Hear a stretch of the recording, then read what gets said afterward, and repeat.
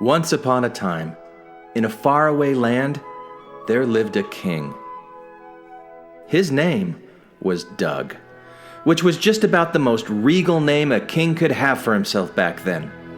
But this was a long time ago, so it was also a kind of backwards, barbaric land, that still hadn't even discovered the letter U. So instead of Doug, let's call him Dog.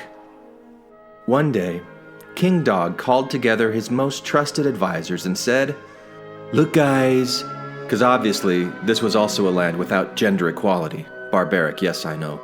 "Look, guys, this whole ruling thing is a real drag.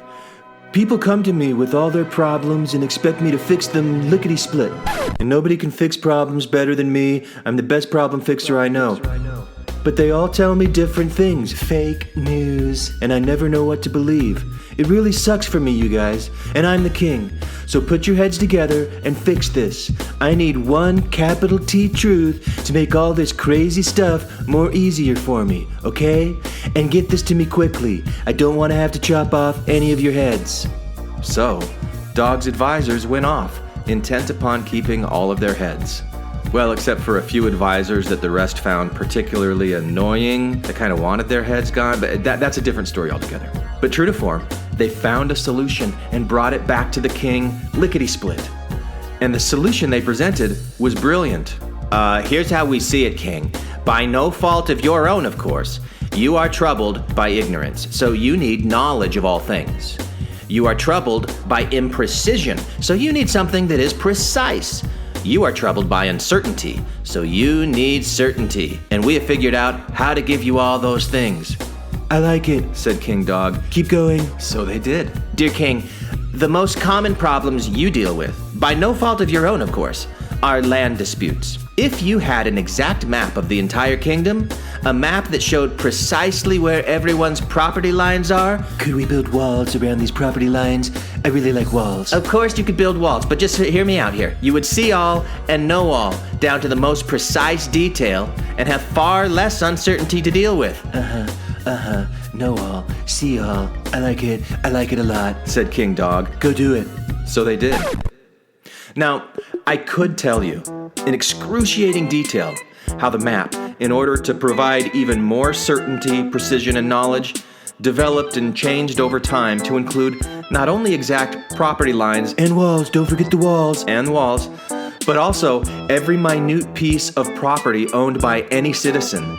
Food, clothing, livestock, kitchen utensils, lady friends, etc., as well as exactly where all these citizens themselves were at any given time. Last week, Japanese scientists placed explosive detonators at the bottom of Lake Loch Ness to blow Nessie out of the water. And I could tell you how, in order to fit all these precise details into the map had to be drawn exactly to scale, until said map was as large as the entire kingdom itself. And I could tell you how, in order to keep said map as accurate as possible, each citizen was tasked to update all changes to their own areas of the map in real time. And I could tell you how the results of all of this effort meant that they all just kind of began to live inside of the map itself. And then, of course, I could also tell you how they eventually tried to simplify the first map by creating a newer map, and then another map, and then another map, and onward, etc., etc. But that would take too long, and I think you get the point. Or at least you get a point. I mean, that story must mean something to you, even if it doesn't mean exactly the same thing to me. But this story is my story, so I'm going to tell you how I see things right now. And like said map, I reserve the right to update and change. We're all living in a map exactly like this. Well, maybe not exactly. I mean, we at least have discovered the letter U. But the world we live in is a man-made construct, an interpretive space between reality and our own limited abilities to perceive it, a limited illusion of our own constant daily creation. No, I'm not going to get all Elon Musk on you to suggest that we're living in a computer-generated simulation. Maybe. But I am going to suggest that we are at least living in a culturally generated simulation. And I'm going to suggest that you may be so caught up and ensconced in it, My sophomore English teacher would be so proud. That you may not even see that you're in it, like that fish who doesn't know what water is because water's the only environment it really knows. We live in a world of symbols, treated as if they were things that they're symbolizing. We live in a world of fictions that we've generated ourselves to assuage our fear of uncertainty and the unknown. We mostly present these fictions to one another as if they were capital T truths, and we tell ourselves stories about what percentage of things we know and what percentage of things we don't. But how can you know how much you don't know? No! How can you create a reliable percentage without a reliable denominator? And maybe my sophomore math teacher right now would be scratching his dandruffy head. But how can you build an edifice of certainty upon a foundation of shifting ignorance? Do you want answers to these questions? If so, you come to the wrong place, because all I got are more questions. This is Infants on Thrones, the philosophies of men mingled with humor. We are the Quorum.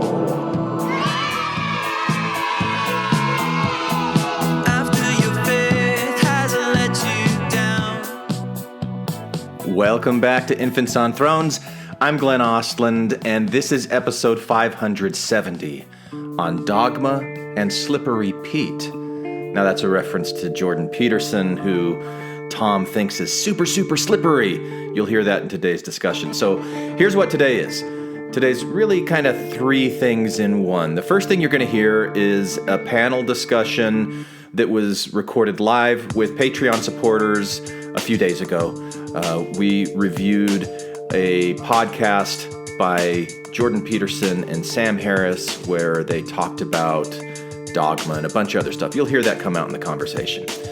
Then the second thing after that, as our first extended Easter egg, is an email that I was sent by another of our Patreon supporters, Claudia Reppin. She had some comments on this same Sam Harris, Jordan Peterson discussion, so I read that and comment to that. That was something that I shared with our Patreon supporters. And then the third extended Easter egg is going to be a selection of quotes that I pulled out of the conversation between Sam Harris and Peterson as I was preparing for the panel discussion. And then I have some comments in there, and I shared that with our Patreon supporters as well. So you're going to get all of that today in a long mega episode. I hope you enjoy it. It's all coming to you right now from Infants on Thrones, straight from my heart, with love and slippery Pete-ness stuff. I don't know. We'll let Tom talk about the slippery parts of it. Here you go. All right. Well, Tom said he thought he'd only be about 5 or 10 minutes late, so we'll see what Bill's doing with his cam. So Anthony, what kind of a response have you had since your episode aired? I've been pretty grateful for some of the heartfelt responses. Yeah. From friends and from people who newly friended me as a result. Right. Yeah. Cool. Yeah. So an overriding response has been that people appreciated the way that I articulated things that approximated their own journey and experiences. Yeah. So, what types of people did you have listening to it? Did you have like people that are still in your ward that are trying to understand why you went through what you went through, or is it mainly people who have already been out or on the way out? Yeah, it's mostly people in the struggle. Yeah. So they're in the beginning stages, or all the way to the fully out stage, and somewhere in between. I do believe that, and I hope that that's part of this discussion today, is that that a lot of people who transition eventually do get to a point where they want to figure out some sort of reconciliation for a sense of spiritual connection again. Can we use that word, transition? I think it means something else. Develop? No, I think transition has now I think about like Oh, gender. Transgender person making the transition, but that's just where my head goes. A faith awakening and evolution, development. Yeah. Bill talks about development a lot. Yeah. But I do believe that when people process grief and they heal and so forth, that they do kind of get to a point where they want to figure out something, but like you mentioned, using the word God didn't feel safe. Maybe still doesn't feel safe. Yeah. But there's still a desire to figure out, the extent to which that there was meaning and value in past experiences, and then how to make sense of some sort of connection going forward. Yeah. Yeah. Cool. Well, yeah, I expect that'll come up. If not, you can bring it up, because we're the music makers. We're the dreamers of dreams, right? All right. I like it. We're making it tonight. I was going to say, just for those of you who are sitting in, if you're not directly involved in the conversation, I'm going to put you on mute, but you have control on your side as well. If you want to say something and chime in, to unmute. And there will probably be times in the conversation where we ask for feedback, but if you've got something burning that you want to say it. If it starts getting annoying, I'll let you know. but don't worry about that. So let's just go ahead and kick it off. Tom will join in a couple of minutes. I'm not going to play the clips. I put those clips out there. Did you listen to what I sent you, Bill? So, yes, I listened to it twice, but to tell you that I focused my attention on it well enough to be able to rattle things off the top of my head, who knows? Okay. Well, if you summarize them, I'll be good. Yeah. So I'll just share my screen with you here for a second so you can see. So I've got this list. I just summarized at least the questions that I asked about those clips. So that's what I'm going to be going through as we talk. I'm going to expect Anthony to chime in a whole bunch. Yeah. Christian too. I mean, Christian was the reason why we did a Jordan Peterson, Sam Harris discussion the first time around. Beautiful. Yeah. Man. Yeah, Glenn, this podcast or this conversation that they hosted. Yeah. There was a quote from this conversation that I posted on Patreon a while back. You started to read it. Oh, you're like, no, this is way too long. Yeah. was it Jordan Peterson's conception of God? It was, yeah. Yeah. That's definitely a TLDR thing there. Even listening to it and trying to unpack it is like, there's so much to it. Yeah. That you could do a whole episode just on his 4 impositions of what God is. Yeah. And right. And those were just 4 of his. I mean, I haven't watched the second night. I started it. I got maybe about 10 or 15 minutes into it. Gotcha. But did they go into it more in that second one? I didn't find the second one as interesting. The first one I've listened to 2 or 3 times and loved it. Yeah. All right. Hey, Tom, you all set up? Yeah. Can you hear me? Yeah. That sound all right? All right. Sound great. Hey, Tom. Hey, I'm not seeing. Sorry, I have my window minimized. Who's that yelling at me? That's Christian. Long time no talk, man. How you been? Good, man. Awesome. Cool. I like the shirt. Oh, do you? Wait, what about mine? What is yours? Oh, Star Wars Yin and Yang. Star Wars Yin and Yang, man. I like it. That's like the coolest shirt I've ever seen. What about my shirt? What about me? Yeah. What about me? All right. What about you? That's from Lost. So can I have a bone to pick with you first, Glenn? Yeah. Pick it. All right. So I kind of feel like you poisoned the well in this discussion. I'm prepared for this. Go ahead. So twice already. Mm-hmm. Twice you've already inserted your opinion / commentary in 2 different areas on the back end of, I don't remember which episode. Mm-hmm. And then even when you were introducing the clips to Patreon, you just couldn't help yourself. I couldn't. No, you're right. I gotta give my opinion. I gotta give my commentary. Yeah. So, where's yours? Well, right here in the conversation. Awesome. Yeah, let's do it. Let's do it. So I was just making room for you, Tom. I was just saying, like, I'll get mine out of the way. Yeah. I'll get mine totally out of the way. Is that it? That's the only bone you've got to pick? That's a boring bone. Is that a pretty... It's a boring bone. Always in the well of this discussion. I feel like you already had it twice without us. Yeah. Well, it wouldn't... The discussion with you is the discussion. I can't have it without you. So, all right. Like you tried twice. It's just a monologue, man. This is a discussion. Okay. Big all difference. Right. So I mentioned earlier, Tom, I'm not going to play the clips again. I'm just going to ask the questions. So you'll kind of like remember what those clips were about, and then we can restate them if there's anything that we need to. And I'm sure there are other things from that 2-hour plus discussion that I couldn't pull out in those clips that might come up and be relevant as well. So the first thing I wanted to spend a little bit of time on was the way that Brett Weinstein introduced it, where he talked about these systems that are breaking down. And that one of the problems is, so he's saying that there's systems that are breaking down, but then there's this alternative network. And I think he's talking about the dark web of long form podcasting. But he says that there's a problem in that network isn't in agreement on certain key issues. And so the first thing I just wanted to ask, is that even a correct statement to say that the systems are breaking down? I mean, if so, what does that even mean?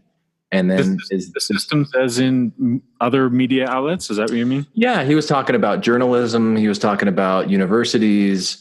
But what do you think? I mean, are our systems disintegrating, breaking down in front of us? It's hard to say whether they're breaking down. I don't necessarily like that phrase. I think that there's a stronger competition with these long form discussions that I feel like carry more weight and are even more valuable if the listener has the time and the energy to invest in it. Yeah. I feel like that's the biggest competition. And not only that, but I don't really see, maybe I'm naive to this, but I don't see a lot of the social media outrage that goes after a lot of these long form conversations. I know that Joe Rogan got tied up in the recent Twitter CEO guy a little bit, but for the most part, it's like, how can they get outraged if you can pinpoint them, say, all right, well, listen to this 1, 2, 3 hour conversation, get all the context in play, and then come back and then tell me what you have a problem with. But is that more answer your question, or am I missing the boat? I'm just curious to see to know what you see.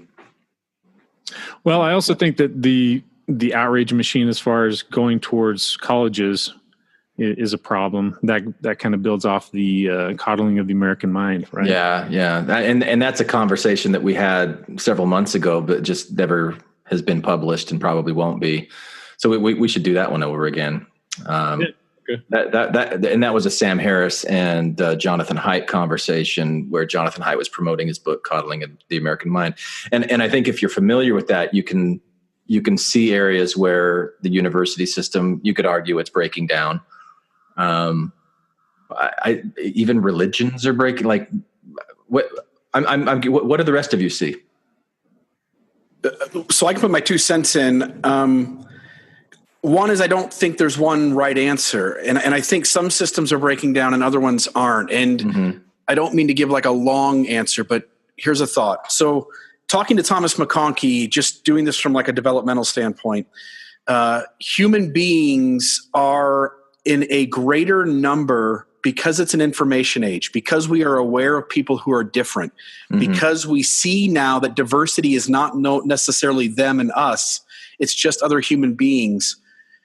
We are leaving ethnocentricity and we're entering a space where we no longer are putting each other in camps like we used to.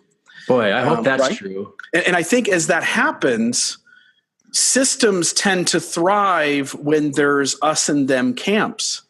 And we can label somebody else as other. And so I think as we collectively as human beings leave ethnocentricity in a larger and larger number, I think you're going to see human beings no longer tolerate the stereotypes and labels that fall short. And so I grew up in a small township that was part of a larger city, and my entire school system outside of 6 kids were all white. The next city over was a predominantly probably 60% African-American students.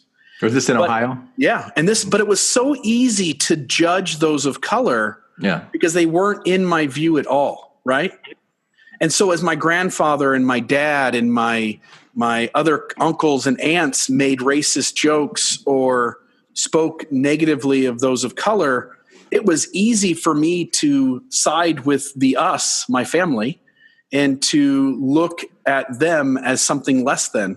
And I just think we're entering a world where I've got Chinese Facebook friends. I've got, people who speak Russian who are in my circle of acquaintances. Once you begin to diversify that way, I think you have no choice but to start to see the world different. And for those systems that have thrived on very rigid us and them camps, I think you're naturally going to see and are seeing those break down. Yeah, I like that answer. And any other thoughts?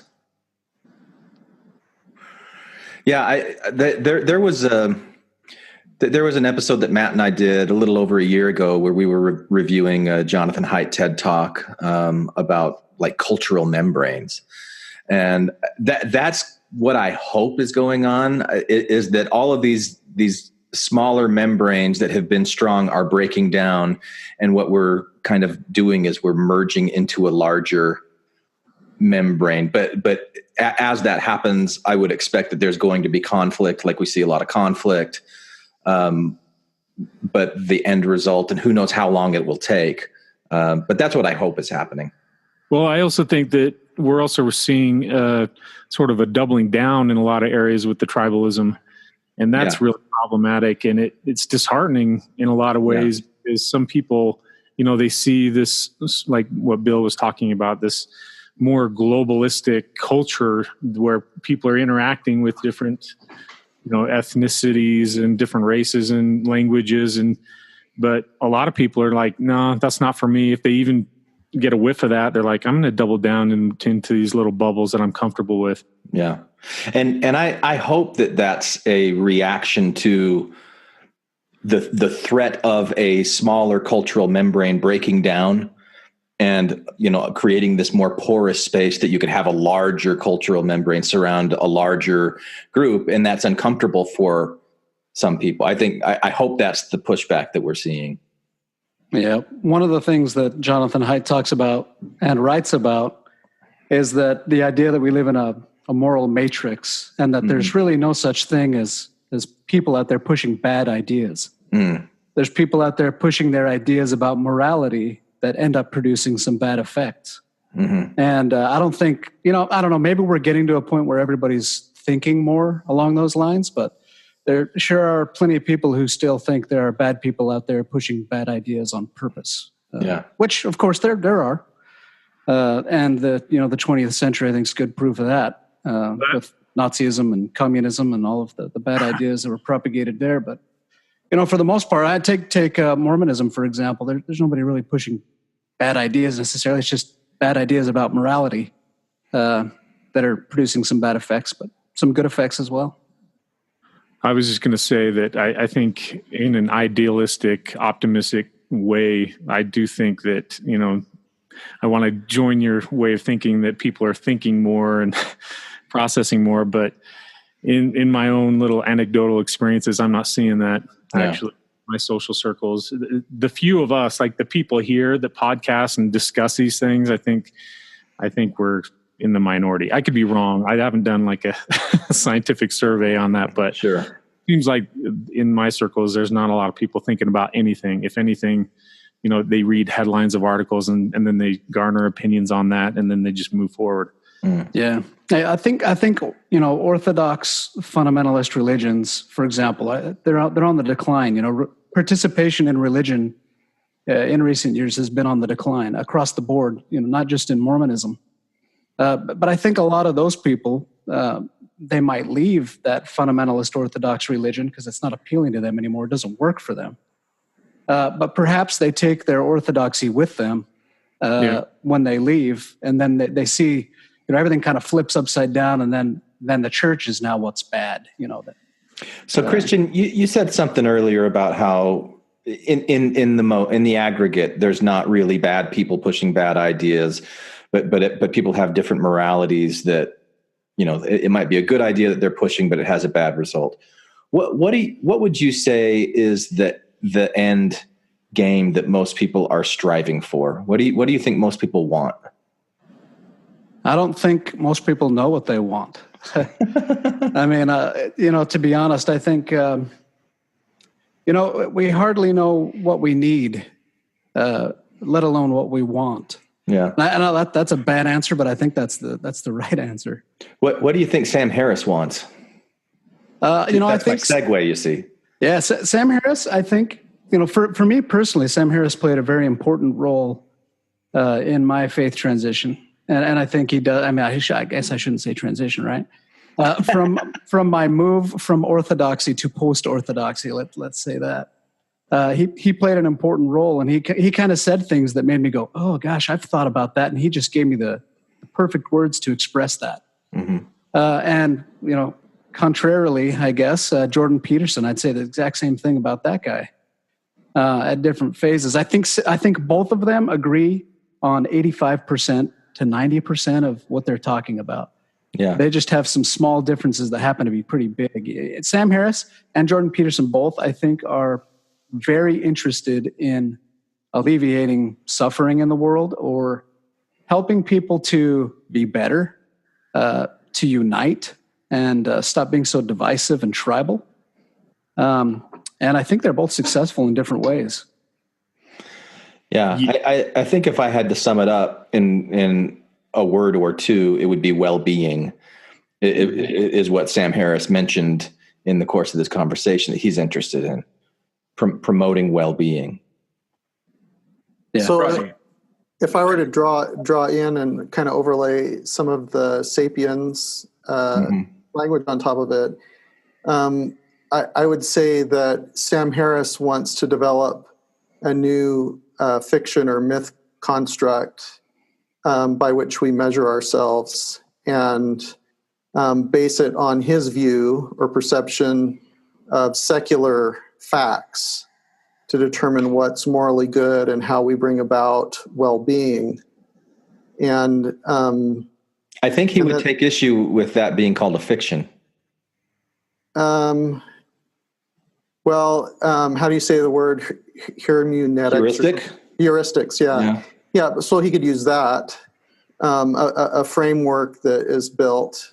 So maybe he wouldn't like the word myth or fiction, but it's the same thing for all intents and purposes of what we're talking about. And that Peterson is suggesting that there might be some meaning and value in the fictions and myths and stories that we've carried over time, and suggest that we can draw on those things in a sense that there's art and value in them, and where Sam Harris wants to disregard those and creates a new heuristic by which we measure things, and I would call it a new set of fictions or myth constructs by which we move forward.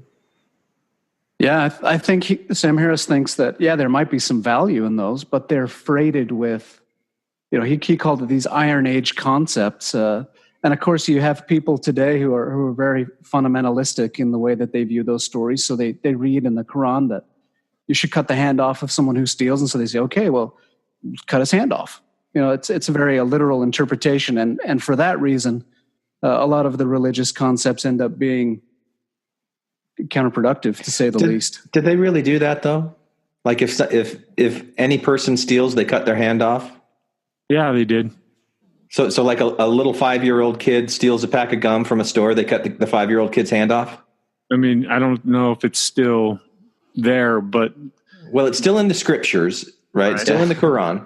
And so according to Sam Harris, and using this example, when it's in the scriptures, people have to turn off their reason because their reason is shackled by these ancient Iron Age beliefs. Not just that, but that there's probably pockets of literalists or fundamentalists that still enact those things, even if they are barbaric.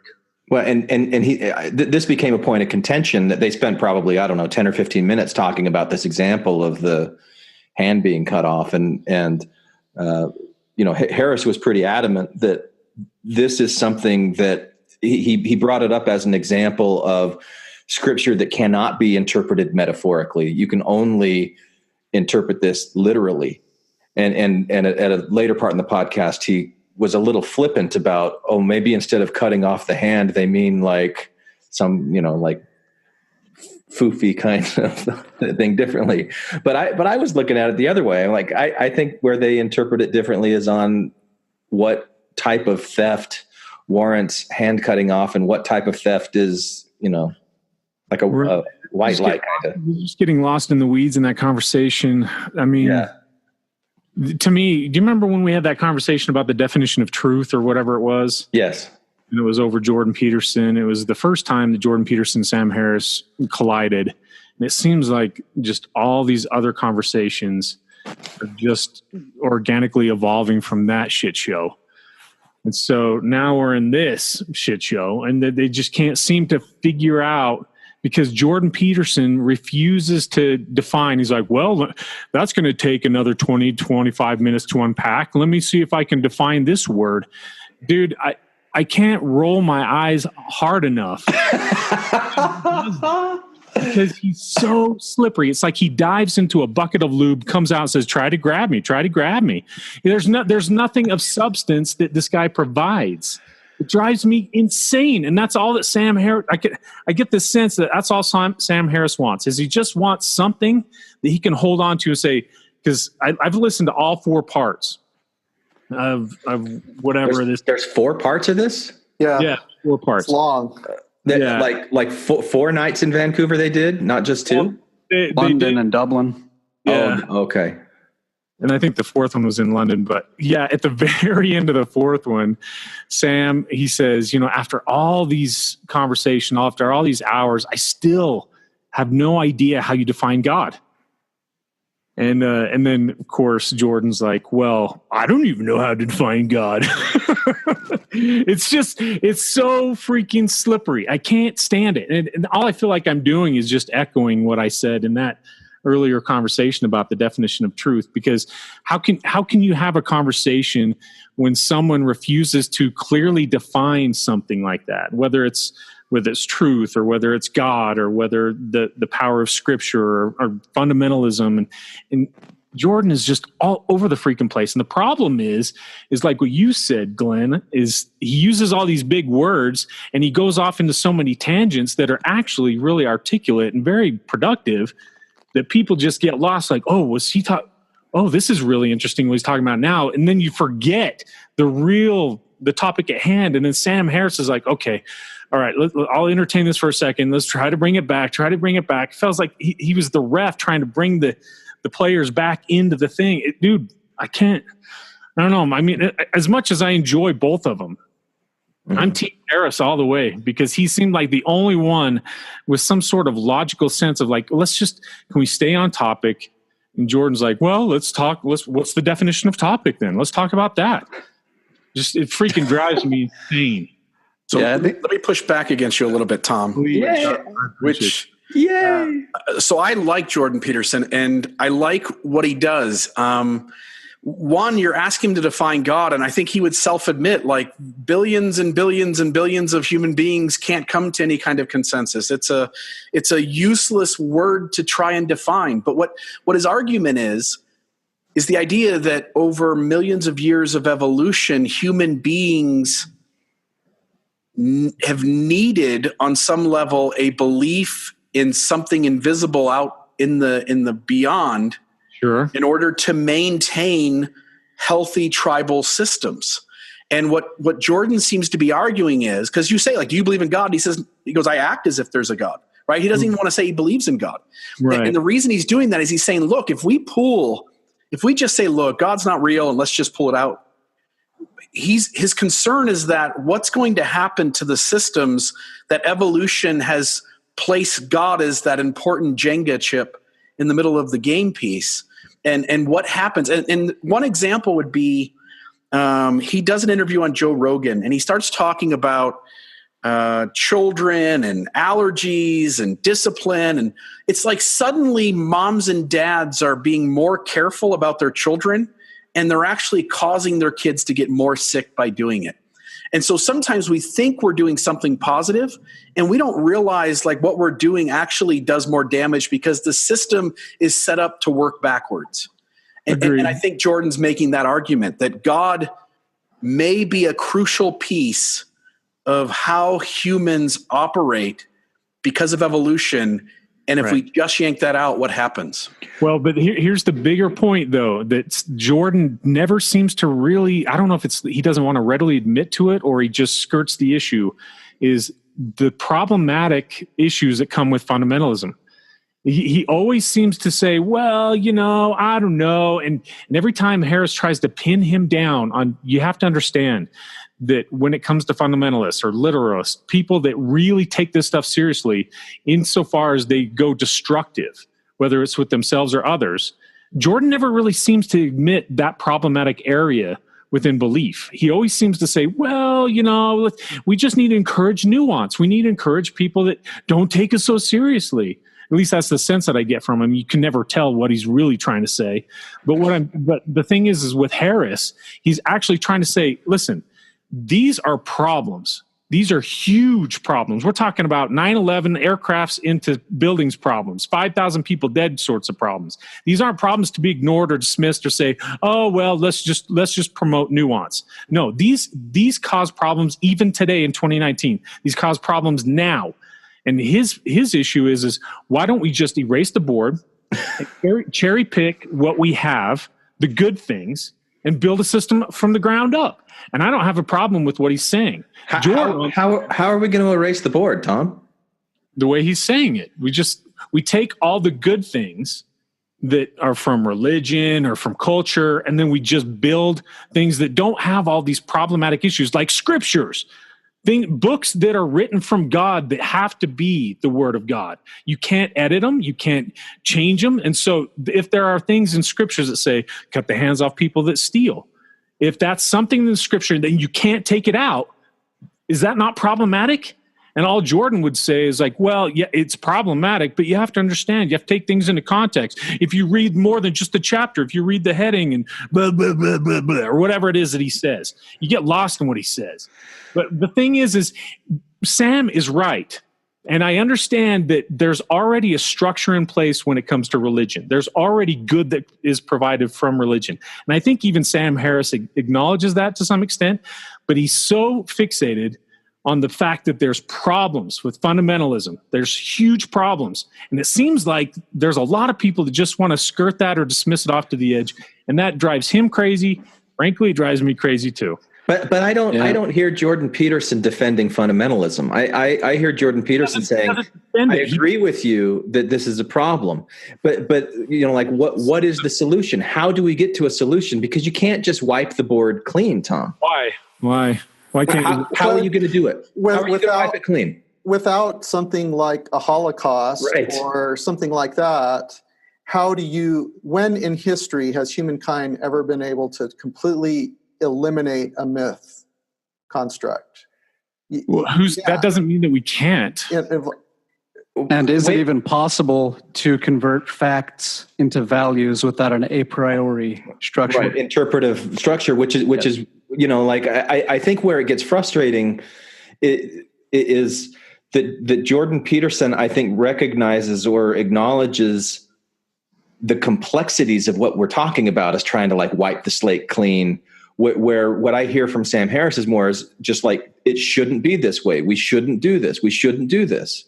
People shouldn't think that. We should be rational. We should be reasonable. We should just be promoting well-being. And he was pushing him on the resurrection of Jesus Christ, right? Sam Harris was like, come on, just say, you know, almost certainly that didn't happen. Yeah, well, I mean, I think that's a different issue, but yeah, I mean, he wants Jordan to be more clear on things like that, like God. If he is, what does he lose? If Jordan Peterson is more clear, what does he lose? I think he loses a lot of the appeal that he has. I think he appeals to people who hold fundamentalist views, and I think he loses his integrity, Christian. I mean, I think he loses his integrity because I think when Jordan Peterson says, look, I'm trying to figure this out too. Like we're having a conversation right now where we're trying to figure it out. And these are really, really complicated issues. And then he talks about his experience in writing maps of meaning and what he learned there and how he was trying to identify these patterns and different, like it runs really, really deep into the psyche. And it seems to me like when he's trying to have these really deep conversations, Sam pulls it back into like these really kind of surface level. Well, but look at people in ISIS who rape women and they use the scriptures as justification to do it. It's like, yeah, I think that's bad too. Yeah. Well, this goes back to, and they use this analogy occasionally throughout the conversations about throwing out the baby with the bathwater, right? And to me, every time I hear that analogy, I'm like, I don't think it's quite appropriate because it's not. To me, it's like the bathwater sometimes is way overwhelming. And the thing is Jordan doesn't seem to see it that way. He's like, no, there's a lot to be that can be good from religion, and so if you just did away with it, you would lose a lot of it. And Sam keeps saying, why? I mean, and not only that, but we're not getting rid of all the good things that you can get from religion. And that's the frustrating part to me. And I get what everyone is saying. I even saw that Justin said that he disagrees with me about getting rid of it altogether. I think that you can get rid of it. I think you can. The thing is, this is a big undertaking, and I think that Sam also acknowledges that he's idealistic. Should we send people door to door, Tom? Okay. Yeah, sure. Send them door to door. That's fine. And that's going to change people's like deeply held beliefs. No, you don't understand. I know I don't understand. I don't know how to get rid of it. But I'm not. You're making it sound like we need to get rid of it like in 24 hours or in like 1 year. Okay, give me a time frame. If we started somewhere, if we decided that we were going to slowly dismantle their religions, and then we're going to start to build like this, I don't know, organization that takes all the good things that we got from all of our past, all the myths, all the legends, all the religions, and we take everything that really brought us, into a more productive way as human beings, that promoted, social stuff and all that stuff. If we can find a way to get all the good stuff, take all the babies out of the bathwater and put them in all one area. And I don't understand why Jordan's like, we can't do that. We can't do that. Why? And yes, it is a huge undertaking. And yes, it is idealistic. And yes, it's more probably. I don't hear him saying we can't do that. What? I don't hear him saying we can't do that. Jordan? Yeah. Oh, I do. I hear him saying that you can't get rid of religion. It's too important.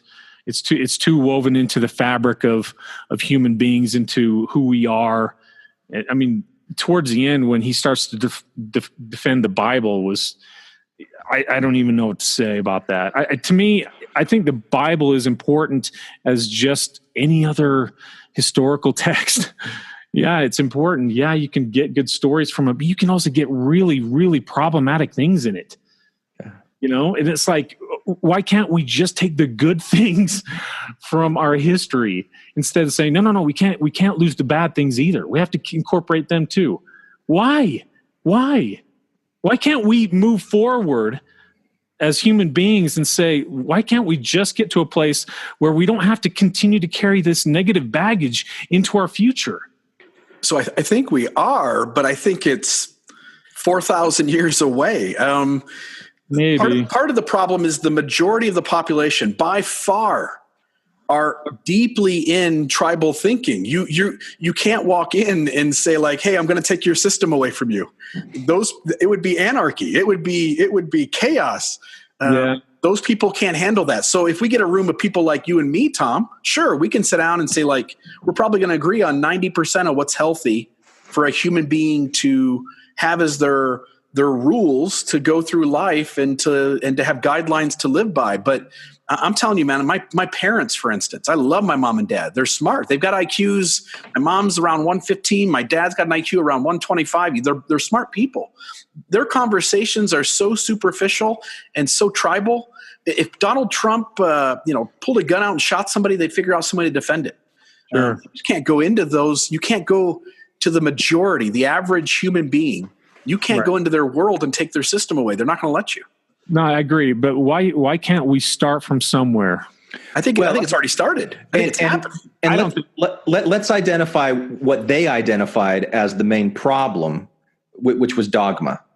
And so they talked a lot about dogma and whether it's religious dogma or it's non-religious dogma, that dogma is a problem. And the way they defined dogma was when you have certain ideas that cannot be challenged.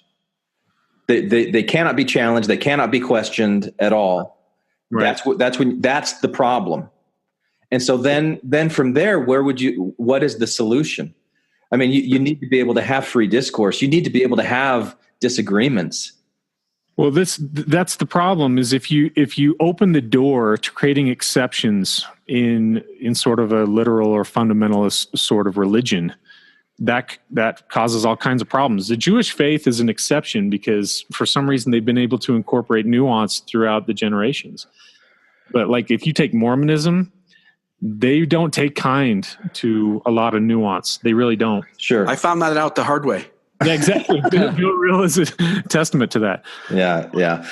But so like when we're talking about wiping the slate, that sounds to me like we're leaning into dogma. Why? Because we're saying there's a certain way that things have to be, and we're not going to tolerate anything else. No, I don't see that at all. Maybe we're just not seeing the same thing. I see it as probably which is good. I like that. But let's build a foundation with all the things that make humanity what it is. But let's leave all the negative baggage behind. And yeah, you're right, Bill, that we can't change. I can't even change my own parents' mind either. But if we can start somewhere, I mean, maybe we can start planting seeds in our kids and their kids' minds. Maybe they'll be better off because they won't have the negative baggage from we need to cut people's hands off if they're caught stealing. If they don't have that kind of hinders them, they're like, wow, this is kind of an archaic, barbaric sort of teaching. It's happening. It is happening. I mean, as the internet continues to connect people together, I mean, how many generations are we in where we've got this technology where we're able to sit and have these kinds of conversations and expose each other to different kinds of ideas? It's going to take time. Bill said 4,000 years. I mean, who knows how long it might actually take. But so I would say if we were to look at the history of the social evolution of liberal democracy, so around the time of the Enlightenment, 1700s, stuff like that, when this idea that we could have representative government and voting and things like that, that's taken hundreds of years to evolve to what we have today, and it's still in a process of evolution. And my sense is the things that we're talking about are part of a centuries-long process, and just like other types of social evolution that have happened, including liberal democracy.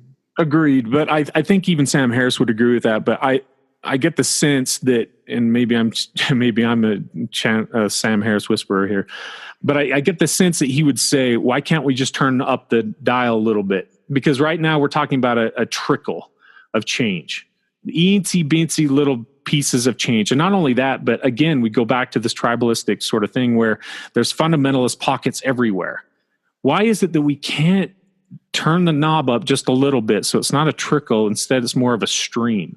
There's more change happening rather quickly, or a little bit quicker. And I mean, we're in such a phenomenal information age right now where there's so much information and communication that's happening every single day.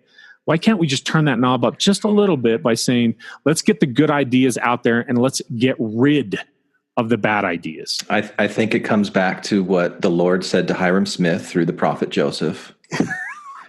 Seek not to declare my word. First, seek to obtain my word.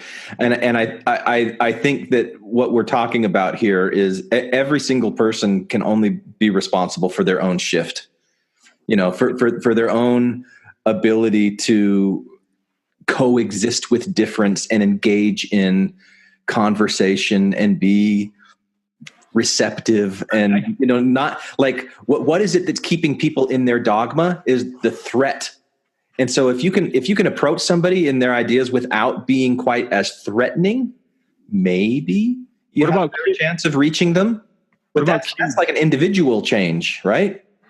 Okay, yeah, I acknowledge that. But what about kids and the future generations? And we got to teach them. I mean, we could go to the coddling of the American mind conversation there. I mean, what are we teaching kids these days? Jonathan Haidt's really explicit about it in that book. That people are not learning right now how to have a disagreement because they hear somebody disagreeing with them and they think that their life experience has been invalidated or whatever the phrase is for that, and so it's creating this fragility, this inability to have dialogue and discussion and disagreement. Recognizing that every single person sees the world in slightly different ways. And so if we're all being genuine and expressing what it is that we see, there's going to be conflict. And we've got to get to a place, I think, where we're okay with that. Yeah. But where we still have we have these grand, the way that Harris and Peterson talk about it are like intuitive morality, something like that that's guiding us. Like, where do we draw the line on what's okay and what's not okay in our differences? Well, yeah, but that's why we need to have more of a global consensus on those issues. It's like we take the golden rule and we expand on it. We take the good things out of everybody's culture and we expand on that. But the thing is when you were talking about everybody has their own individual journey and everybody changes their mind on their time frame. Is that sure? Yeah, that's part of it too. Yeah. But the problem, the reason why I want to push back on that is, and that's why I brought up kids, and not only that, but like.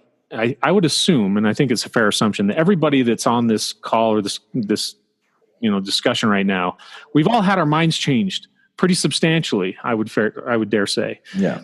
And so when you put out good thoughts, when you put out good ideas, and then that translates into good behaviors, it's going to be contagious. People are going to see it, they're going to hear it, they're going to digest it, and then they're going to start to make incremental changes within themselves to get them to a place where they can make a big shift like that. It's not something where we can just throw our hands up and say, well, everybody's on their own journey. My parents are too stubborn and cold-hearted. I can never change their minds. And while that may be true, it doesn't change the fact that I'm a living testament to the fact that people can change their minds. So are we suggesting that we all follow Lucifer's plan from the pre-existence and just compel people to do the right thing? Because you've got 3 kids, Tom. Right. You've taught them certain things. Are they following everything that you've ever told them is good? Not everything, but the fundamentals, yes. The big thing, like people that are gay are equal. Yeah. Male and female, they're equal. There's no sexism. There's no discrimination. I mean, those things, all my kids are on totally board with it. Yeah. Tom, you're changing the world. Yeah. Well, you're doing it. It's happening. You're doing it. In fact, I had this quick little side note. My son, we were down at my parents' or something like that, and my dad brought up kind of this sort of homophobic rhetoric or whatever, and my son just sat back and he's like, whoa. I mean, he kind of had like this time shift sort of thing. Like, did I get in a DeLorean? Am I in a different time and a place right now? Because all of his friends are completely accepting. All of them. Yeah. Everybody is. But now there's these pockets of, kind of old people or senior citizens or whatever that still kind of carry this dogma that gay is a choice or, gay is bad or gay is evil. And it was interesting from my perspective to say, well, I'm one of the people in the middle that actually had to change my mind to where I was way more accepting. And it was really heartening to me to see my son, like, I could, that was not just foreign, but alien to see that sort of approach. And to him, he was like, as we were leaving, he's like, I cannot believe your, grandpa feels that way. I don't even know what to say about that. And I was like, there's nothing to say, I mean, you're in a much better place. So what you're hoping for is already happening. The majority of kids today are LGBTQ affirming. Right. The majority of kids today know that it's totally absurd to believe a 600-year-old man built an ark. Well, the majority of kids, you go talk to high school teachers about the kinds of conversations that they're having with kids in class. And the kids today are not, they're seeking spirituality, but not religion. Even in the LDS church, whether it's one thing or another, a third of our missionaries in the LDS church are coming home early. And supposedly the majority of that is mental health issues. But I think there's more to the story than that. I think that they're experiencing dissonance because they can't live according to the dogmatism. That's part of it, I think. Yeah, and I think, Tom, how does one collective group of people go to another collective group of people and say, hey, we're enlightened and we've got a better way for you to do things, and this is how it's going to be? Because essentially what you've done is you've implemented the very thing you're challenging, which is you're imposing something that can't be questioned. I just don't know that there's any better way to do it than what we're doing, and what we're doing is working. But yes, it's slow, but. And this is where an understanding of the human nature, the thing that Jordan Peterson brought up about chimps, that they go on these raiding parties and they see some foreign interloper and they rip him to shreds. The chimps of Gombe. Yeah. I mean, that's what we see today too. If there's a threat, we've got this biochemical response. We go into fight or flight mode and we retrench and we attack. So you asked, why can't we just take all the good things from all of the different cultures? Because there's still at some basic gut level a fear of the foreign that people have to learn how to master on their own. And isn't it more than that? I mean, when you look at the chimps, it's their evolutionary mechanism to go to war with each other when they feel like their tribe is being threatened in some way, right? Yeah, right. And so we as human beings, we go to war for a million reasons, religious reasons, political reasons, all that. But all that's bullcrap. The reality is it's evolutionary for us to do it. And now we're just adding another layer of reasons to why we do it, right? The real reason is that millions of years of evolution have us designed to want to protect us and to fight against them. And so we might say it's the invisible man in the sky that's the reason behind the war, or because I'm a Democrat and those guys over there, they're dictators. But that's not the real reason. We're programmed in our DNA to pick out who looks like us, walks like us, talks like us, who believes like us, and then everybody else is the bad guys and to go after them. Well, yeah, and I don't disagree that it's a difficult road to fight against, our biology or our genetics or whatever, and that we are designed to be tribalistic, but we still can, and we still should. We still should strive for a global community.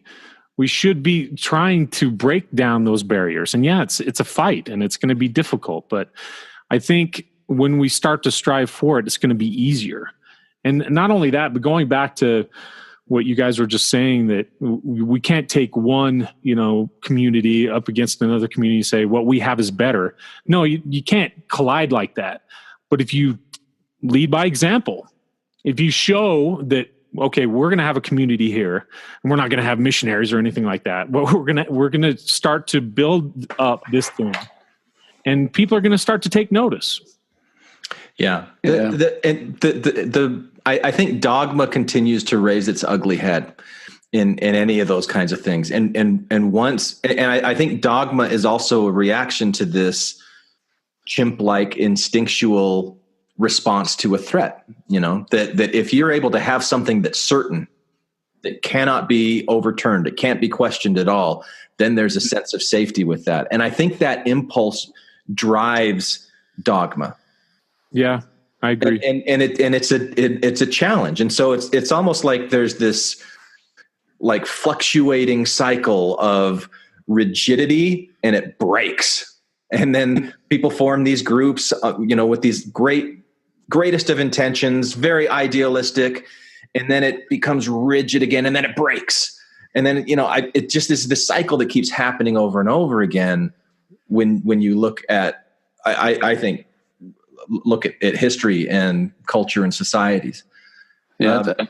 So I've got two observations. The first one was that, I don't know if you've read Jordan Peterson's 12 Rules for Life, but he talks in there. One of his rules is put your house in perfect order before you criticize the world. Right. And I think there's some real wisdom to that most people really need to turn inward before they start turning outward. Of course.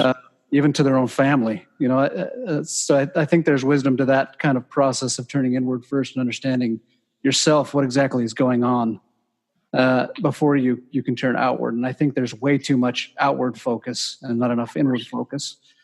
And then the second observation I just had was, they talk in there about, or at least Jordan Peterson does towards the end when he's trying to define God. He talks about how men organize themselves into hierarchies, and the men who rise up the hierarchy are following correct principles that allow them to be voted up the hierarchy by the other men. And I think a lot of times why that happens is because they're adhering to dogma. Dogma isn't necessarily all bad, right? It's kind of a shortcut to doing the things that you should be doing. Again, like Jonathan Haidt says, that our view of morality and enforcing morality might end up producing some bad effects. I think we figure that out as we go along. Like, nobody really knows what's moral until you try everything. And then you figure out what's moral. And we kind of develop these patterns of behavior that we end up canonizing in some instances, which is why we have religion in large measure. So dogma, while it has its negative aspects, it's also got a positive aspect to it, right? Yeah, but I also think that what Sam Harris is promoting is, if there's sort of a basis of critical thinking and sort of taking the scientific way of looking at things to where if there's a better idea, we'll just implement it. That goes right in the face of religion. Yeah, but from a pragmatic standpoint, I would wonder, like, honestly, and this isn't meant to be degrading to the vast majority of humanity, but how many of the vast majority of humanity even has the IQ potential to understand a lot of what Sam Harris says, for example? I think there's real value in working within an existing framework to try to further this purpose rather than saying, hey, let's scrap the whole thing. We need to pull in these good things from everything we've done so far, and this is what it looks like. Okay. This is really interesting because now we're getting right into the root of the disagreement between Jordan and Sam. Okay, so, and I'm curious, especially from you, Bill, the Jordan whisperer, that, okay, so if we just stick with the way it is, we just stay on the path where religion is what it is, and there's fundamentalists and literalism everywhere, and there's these pockets or whatever. So how do we dismantle dogma? How do we dismantle those pockets? Do we just not address it and we continue to just turn a blind eye to all the problematic things that does? So I can only put my 2 cents in, and I don't know that my view would be what Jordan Peterson's view is. I would say that, first off, the debate between Sam Harris and Jordan Peterson, I'm much more excited about where they agree, where their agreement is.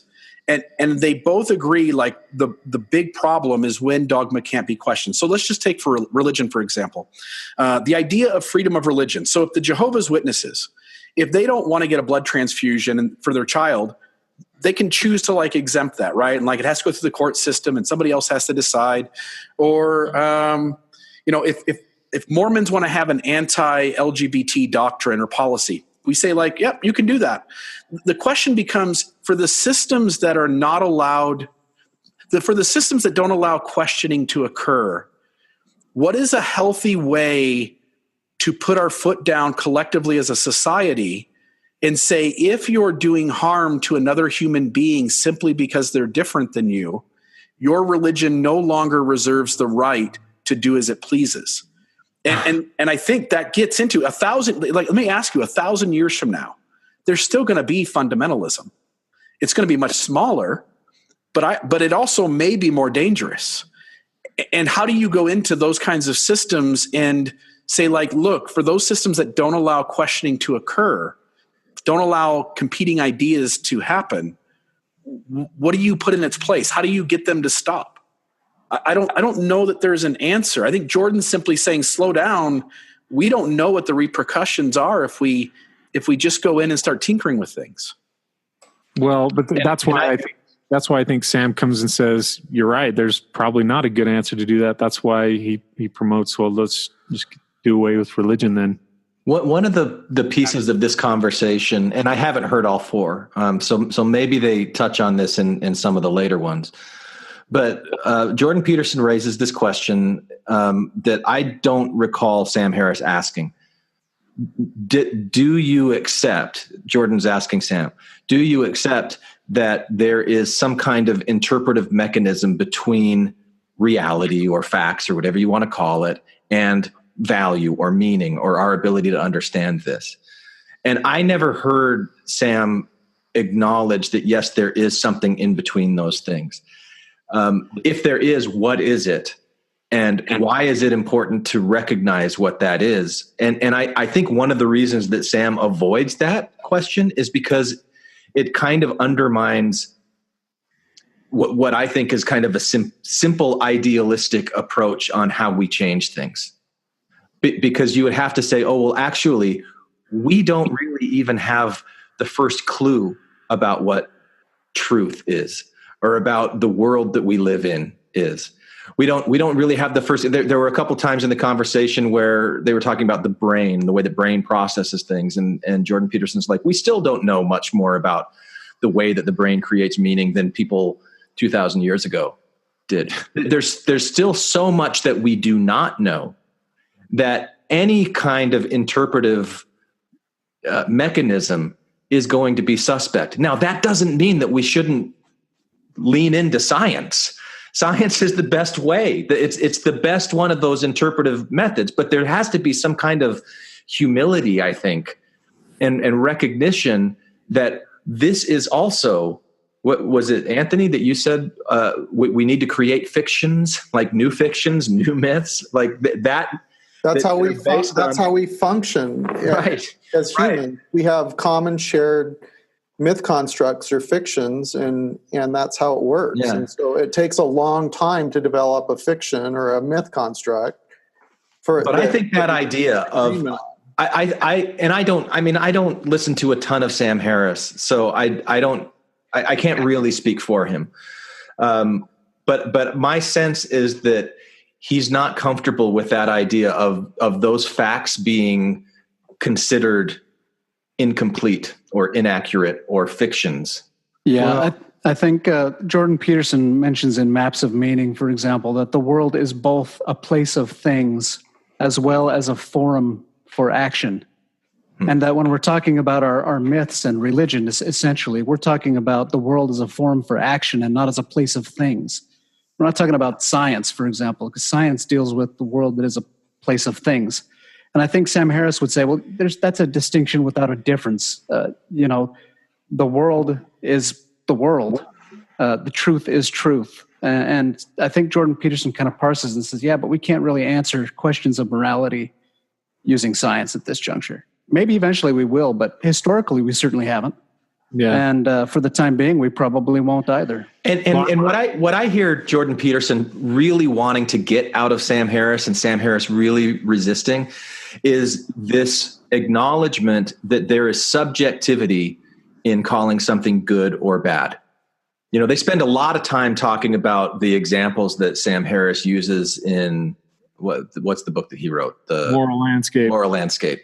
About like the worst case scenario and the best case scenario. Right. And Jordan's contention is that Sam was regarding that as a fact. And Jordan thinks, no, that's not a fact. That is a subjective observation. And Sam's pushback on that was, well, you can't, point to anybody who wouldn't tell me that the worst possible suffering for every single person isn't bad. But it's still like we're using the medium of language. This word bad, like there is this interpretive mechanism in between the idea and us that isn't reality. It's not reality. It's something different, and it's formed and it's shaped by our own abilities to perceive reality and those limits on perceiving reality. So just can we back off of that? It's fact, recognize that it's subjective, something that we're all kind of creating and figuring out together. I think that's where Peterson's coming from. Yeah, I do. I agree, but I feel like there still needs to be some groundwork that needs to be laid as far as being factual and real. There just has to be, and I'm with Sam on that, where it's like, okay, there are like common consensus, objective truths, facts, evidence, things that we can all agree on. There has to be that groundwork where we can all build from the ground up. There has to be. And Jordan Peterson's response would be, everybody agreeing on it doesn't make it true. Yeah, or whatever. It's freaking slippery, dude. Like, but it's it's accurate though. So if we're having this conversation 200 years ago, what was fair and just with regard to who could vote and who could own land and all that kind of stuff was considered fact. And we reject a lot of that stuff today. Right, because 200 years from now, there'll be a different set of agreed upon facts of what constitutes things being fair, just, and things like that. Yeah, but I don't think it's too fair. I don't think it's too far of a stretch to say that like the fundamentals as far as like, I don't know, the good things in culture and within human beings are not going to change all that much, even 500 years from now. Yeah. I feel like that a lot of that is going to transcend even into that. And there was something you said, Glenn, that drives me crazy, where you'd said that Sam refused to answer Jordan's question. Seems like it to me. Gosh, no way. I totally disagree. And only because that's flipped. The only sense that I get from Sam is if I never got the distinct feeling that he was avoiding or deferring the question. It's because he could never, ever keep Jordan on task. He was always trying to bring him back. He did a good job of it a couple of times. Oh, bringing him back to it. But on the resurrection, he brought him back. Yeah. Right. Yeah. Or Brett asked him a question about like, are there any things in scriptures that you would say wrong? And Jordan like went off for like 20 minutes and Sam called back and said, well, before you go on to this next thing, answer the question. You have to define scripture and you have to define wrong before you can answer it, right? I want to acknowledge that Shane is listening in and he's really wanting to make a point here. Shane, did you want to talk? I can take you off mute, or do you want me to read your comments here on the side? All right. Go ahead. Sure, Shane. I can talk.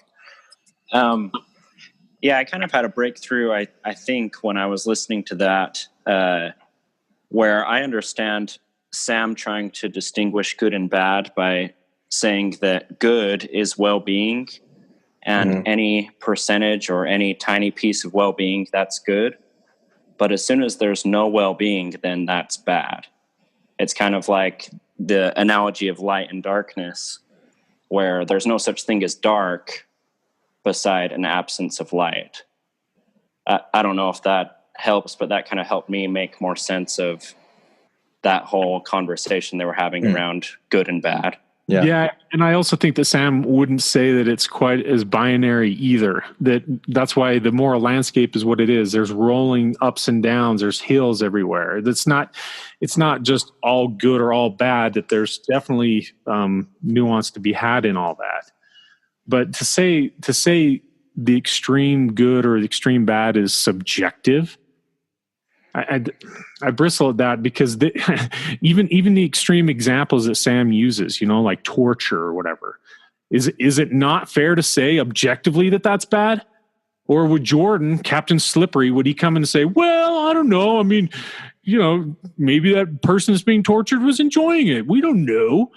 Like, I don't know, man. Isn't there something that we can nail down as objective? Yeah, I think they both actually agree on the absence of pain and suffering is actually what defines what is good. Yeah. I think they both agree on that. And they both agree that they'd like to have a sense of morality that's grounded in some kind of true interpretive structure. Like objective truth. Yep. I think where they differ is Jordan saying, how do you get to that? How do you get objective truth that isn't interpreted through some kind of a priori mechanism, interpretive mechanism. And that biases the truth right there. It filters it. And we got the sigh. I'm hesitating because I think this gets off into the weeds, but we don't go into weeds, Bill. If the goal is to say, like, look, everybody's well-being is so important, we just don't live in that kind of a black and white world. Sometimes my well-being is going to cause harm to somebody else. Sometimes promoting the well-being of someone else is going to cause another human being harm. It isn't that clear. So I don't know how we create a litmus test or a system that gauges, like, what amount of well-being does every human being deserve and what kind of pain. So torture, for instance, right? Like, are there ever instances where we torture someone in order to cause well-being to the collective society? Yes, there is. It's not binary. And so that's why I like where these guys agree, because I think the things they don't agree on, nobody's ever agreed in a million years, There were arguments around campfires before there were wheels, and about these same, maybe not to this depth, but these same kinds of ideas, like what's okay for me to do to that group and what's okay for that group to do to us. And I think that their ability to disagree is amazing. I love it. And that's the key. So great. That's the key. How do we create a space where all systems can have competing opinions and thoughts shared? And I think once you create that, whatever that is, then the rest of it, maybe not up to Tom's pace, but the rest of it speeds up and it accomplishes what he's looking for. Well, and I think going back to what you just said, Glenn, that if anything were to be taken from these debates or these conversations, is the fact that two people that can really disagree about whether it's 10% or 5%, that they can still have a mutual respect for each other. Absolutely. They can still listen to each other. Yeah. And they can still be, earnest in trying to understand each other. Later on, in I think 2 or 3, they try to restate each other's disagreement. Mm-hmm. It's really, really powerful. That's how they start off the second one. I saw that part. I really like that. Steel man argument, right? Instead of a straw man. Yeah.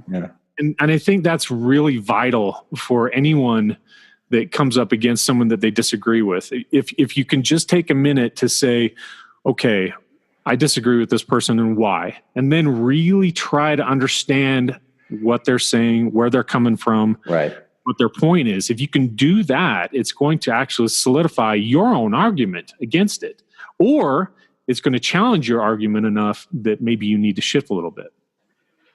Yeah, and I think they're both doing wonders actually for helping people move away from fundamentalism in particular. They both do it in different ways. But I think that, for example, Jordan Peterson's biblical lectures, they are fantastic. He has them on YouTube, and they're popular with all sorts of folks. There's millions of views of those. And he's not talking about a literal bearded man in the sky. And that's pretty clear. He presents those stories as myth, and they're impactful, and, people like them. So I think he's doing a good job. And of course, Sam Harris, the same thing could be said where he appeals to tons of people who are able to see the problem with dogma and, particularly the fundamentalist implementation of dogma. So I think that area where they agree and they're kind of creating these conversations has been incredibly helpful. Yeah. And I think, Tom, what you just highlighted, their ability to do that steel manning, to restate the other person's position. When you hear somebody that you have a disagreement with, I'm hearing it now. I'm not hearing it. It's coming from somewhere. When you hear somebody restate your position accurately, that whole fight or flight response goes away. Yeah, because they feel like they're being validated. You're like, oh, they did hear me. They did understand me. So it takes time. It takes work. It's a skill to develop. But if you can approach people like that, where you're restating what you're hearing, you're doing it with respect, And then, like even ask, well, I see this differently. Do you want to engage in this conversation? So they don't feel steamrolled. Maybe that's a way to slowly put the walls down and have a conversation. So it's not just like, you're wrong here, you're wrong here, you're wrong here. And then you just got walls up and arrows flaming and shooting and attacking, and cue the Sting song, Fortress Around You. Yeah. Well, I mean, because if you're going to ever put any cracks in the foundation of some of these fundamentalist sort of people, I mean, one way to do that is to restate their position in a way that might give them pause, just slightly. Like if I were to say to my dad, like, are you saying that you think that gay is a choice? Is that what you're saying? Because there's scientific evidence that disproves that position. Is that what you're saying? And I don't need to be the one that says, well, I disagree with you because you're ignorant and you're an old timer. So that's but you also just told him that he's wrong because scientists have told him that he's wrong. Well, but if I say, do you think that being gay is a choice? Is that what you're saying? Is that what you're really saying? And then maybe you can introduce them to someone who's gay. Say, now tell this person to their face. That's still pretty.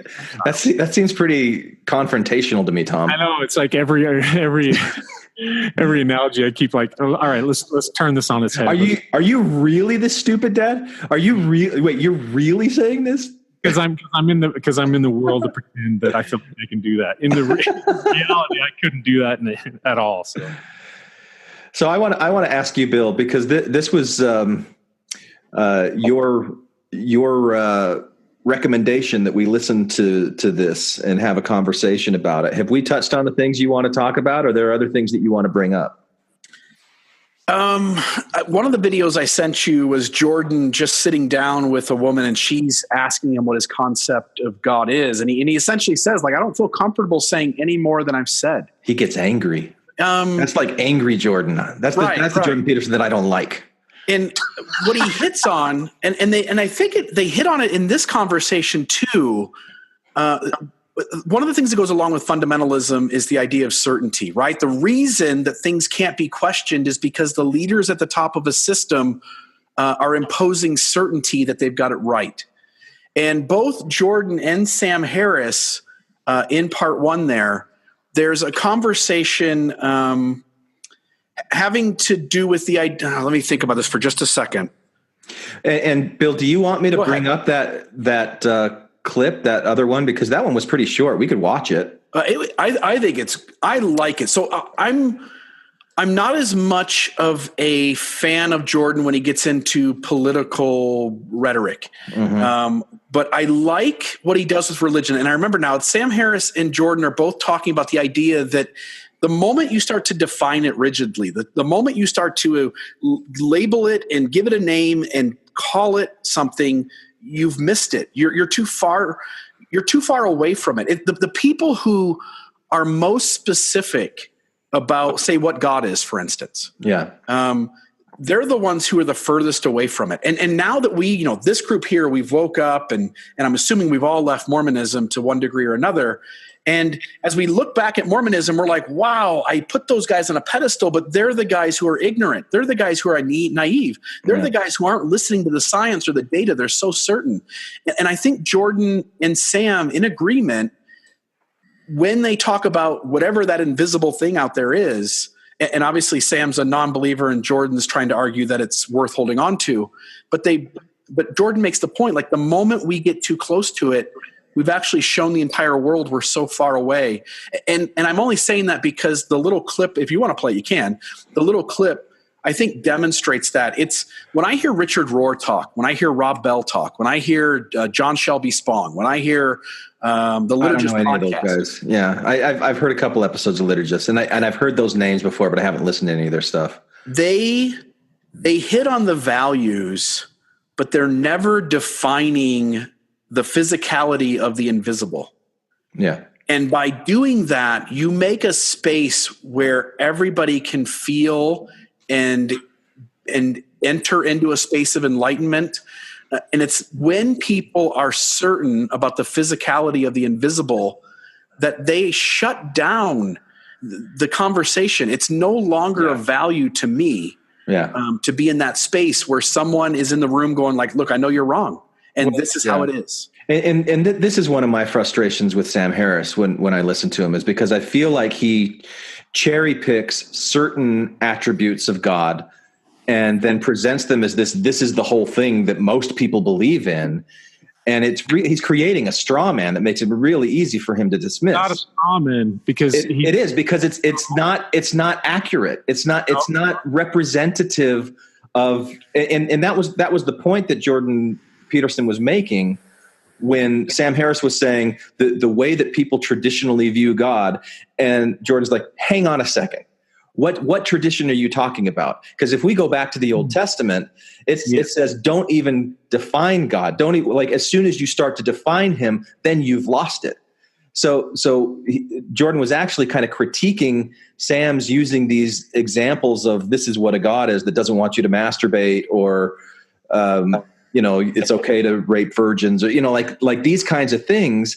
That there are people who believe in those kinds of things of God, but is that indicative? Is that what Jordan's talking about?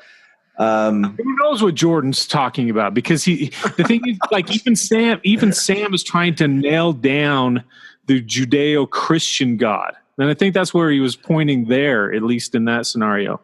But Jordan immediately was like, "Well, let's talk about God in more of a force sort of sense, like God is all of us, or whatever it is." He's so slippery, dude. So I think it would have been interesting if Sam Harris would have tied Jordan down and just said, you're basically saying you believe God is everything and it's a divine design, and that's basically what you're trying to say, but you're uncomfortable assigning symbols or definitions to that, but that's basically what you're trying to say. He would refuse to answer that. Yeah, he would push back on that, I think, because like when I listened to what Jordan Peterson was saying about his what God means to him or what God is to him, it was always kind of like the best of the best.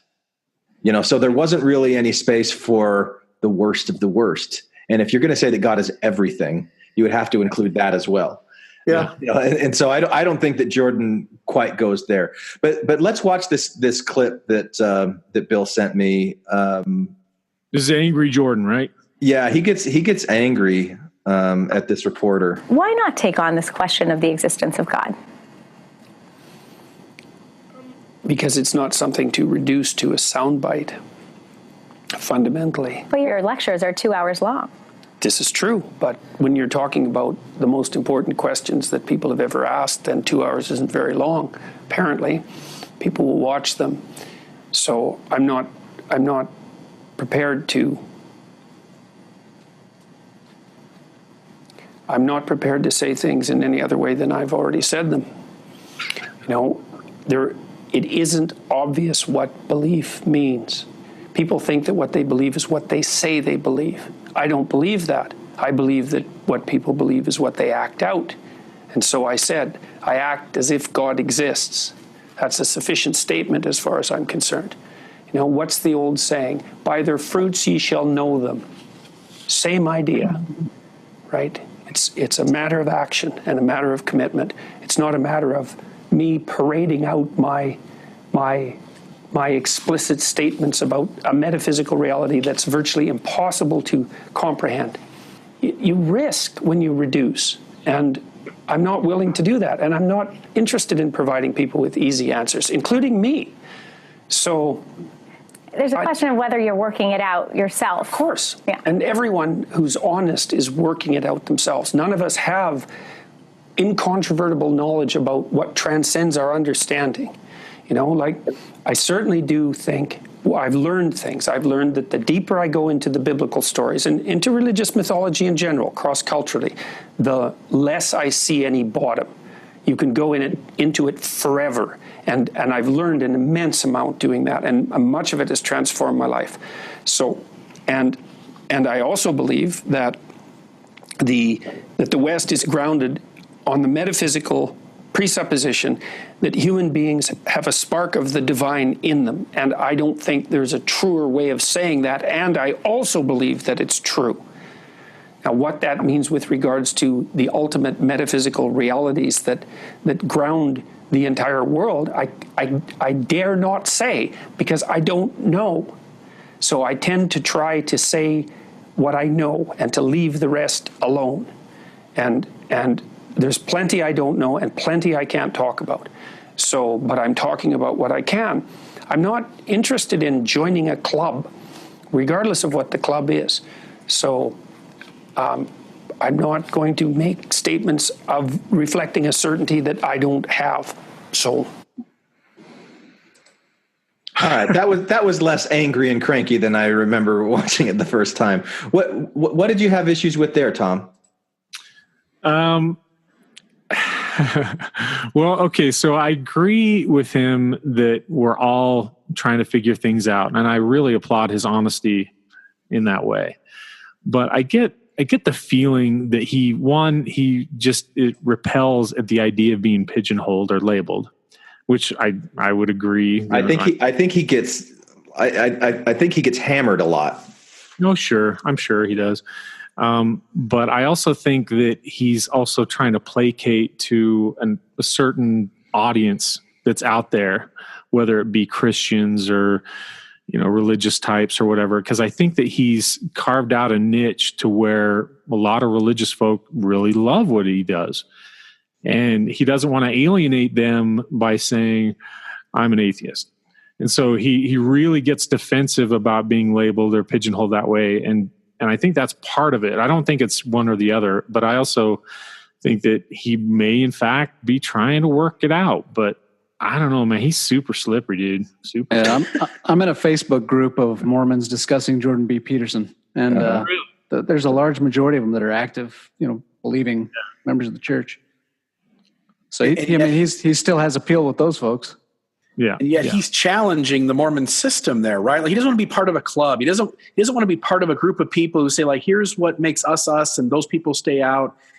He talks about the idea that those things that you can't have a knowledge of, like, to stay out of that arena. Don't start guessing at the invisible. It's the very thing that Mormonism capitalizes on. It's backtracked on everything but the invisible, and the invisible, it imposes that it still has the right answer. Yeah, I'll say for me personally, Jordan Peterson's definition of God and how he approached it helped me personally be comfortable reconceptualizing God. Because as a Mormon, my views of God were very fundamentalistic in nature. It's a man on a planet next to the star named Kolob, and he has a name, and that's a very, very specific way to define God. But then he looks exactly like Jesus when they appeared to Joseph Smith. Except he has white hair, though, right? That's the only difference. He might be a little bit older. I think they're actually glowing, both of them. Yeah. But, you read something from Jordan Peterson who says something like, God is how we imaginatively and collectively represent the existence and action of consciousness across time. And that seems nebulous, because it is. Yeah. But also at the same time, you have to be like, yeah, okay. I totally agree with that. And maybe when people say God and they talk about God, you personally can conceptualize what they're saying in that framework, and it just still works. I know, but the challenge against Jordan is he's placating it. I feel like he might even be doing it intentionally. You keep coming back to that, Tom, because Sam, when Sam was trying to nail him down on the definition of God, or how do you believe in God, and even with this woman, he can't even begin to say anything, like nothing. And the fact is he knows how they define God and how they believe in God. And he doesn't, I don't know if he doesn't want to make ripples towards them or what, but I don't think Jordan Peterson gives a damn about making ripples. I think one of the reasons that he's skyrocketed to popularity over the last 2 or 3 years is because he doesn't pull punches. He says what he thinks. It's, he's not, I don't think that he's carving anything out for a particular audience or placating anybody. I think he understands, and I've never heard him articulate this. I don't know.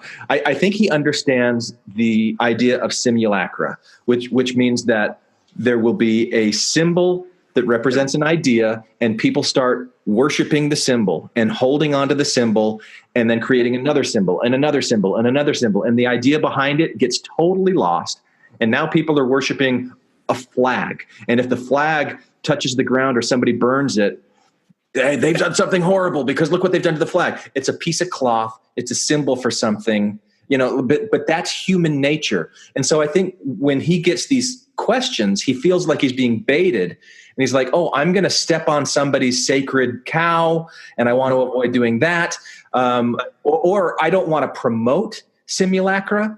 And so I'm going to try to get as far away from these symbols that are so common and familiar.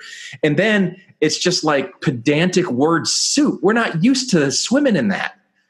But he doesn't care. That's what he's going to do. That's how I interpret Jordan. And part of it, I think that his ego needs to be stroked, but whatever. No, doesn't everyone's ego need to be stroked? Not like his ego needs to be stroked. Dude. I don't think he's not.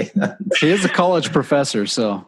By the way, all symbols, if I'm not mistaken, are also myths, right? Like every symbol represents an ideal, and it misses the mark. That flag represents the United States of America. But what is the United States of America? It's a group of people in a certain body of land that we've divided with certain ways, and it's all myth. People would acknowledge it's a reified idea, and reification means that you take something that is abstract and you make it concrete.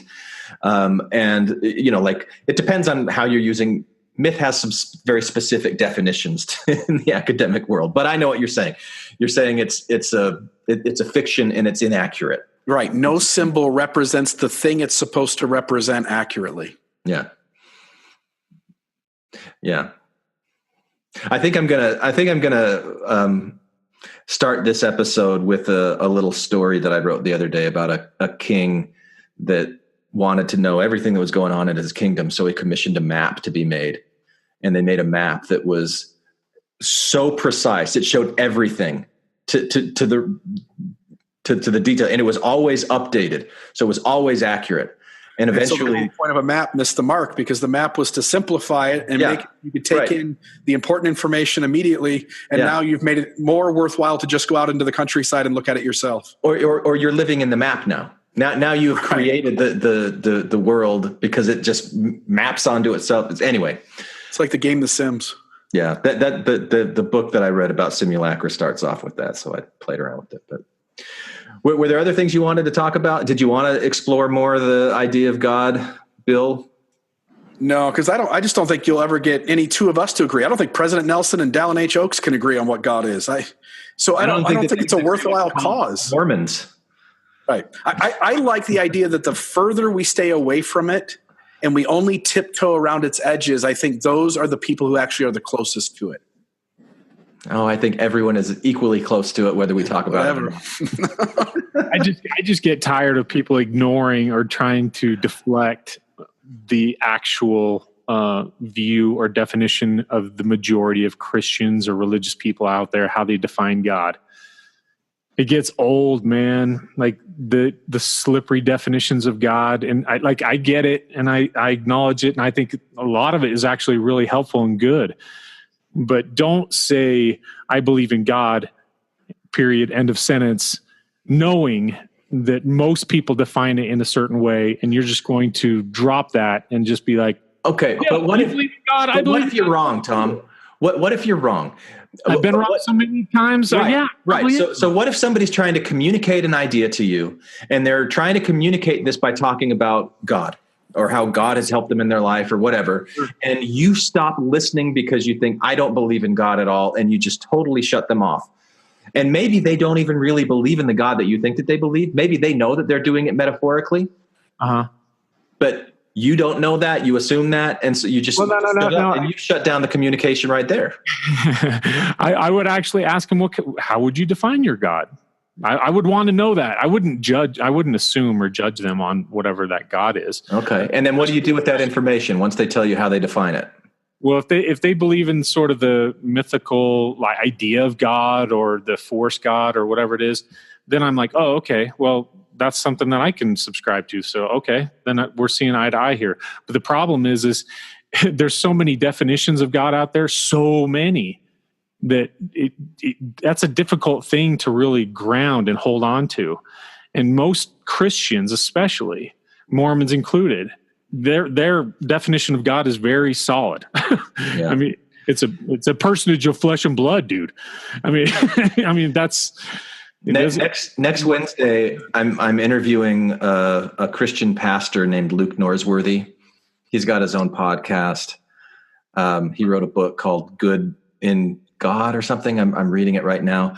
Man, it's been so hard for me to go in and like listen to his podcast and the people that he interviews because of the way that they talk about God. But I'm recognizing that's on me. You know, like there's this whole demographic of people out there that I've shut myself off, that I'm not hearing what they're saying because the way that they say it is so repulsive to me for certain reasons that but that's me on it. So, I mean, that's why I'm kind of pushing back the way that I am. It's a struggle that I'm going through right now. Well, I think it's commendable for you to at least try to understand that and at least try to confront that uncomfortableness inside of you. I think that's. Yeah. Well, thank God for it, because he's really. He's the one that put it there, Tom. Yeah. Wait, which God are we talking about again? Yes. Yeah. Exactly. All right. Any closing? Tom does like conflict. What was that? No, Justin said Tom just loves conflict, so I said, yeah, Tom does. That's all right. Any final thoughts? Encourage the questioning of systems. Allow systems to be questioned. Anytime you can put your 2 cents in and get people to see that there are alternative ideas, I think is always moving us in the right direction. Yeah. Yeah, but to see it, and that's the turning of the knob. That's getting people to start thinking critically about the systems that they're in. We just need more of that.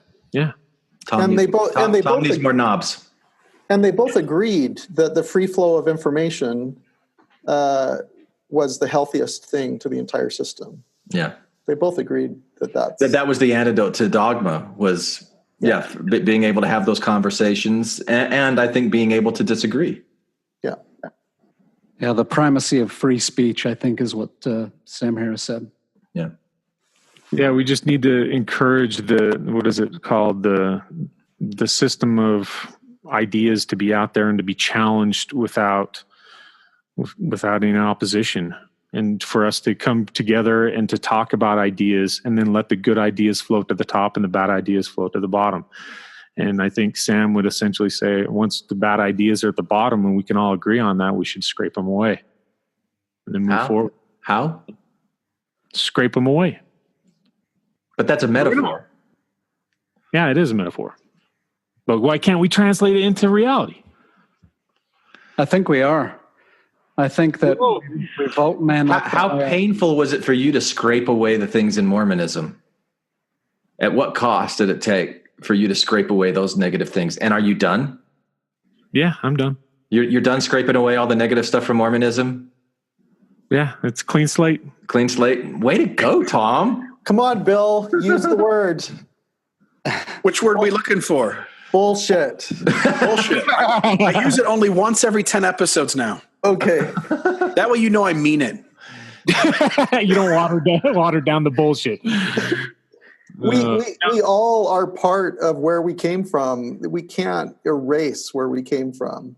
No, yeah, you can't. And I was saying that, and to be funny or whatever, but yeah, I'm still scraping things away. But the thing is why can't we strive for something idealistic?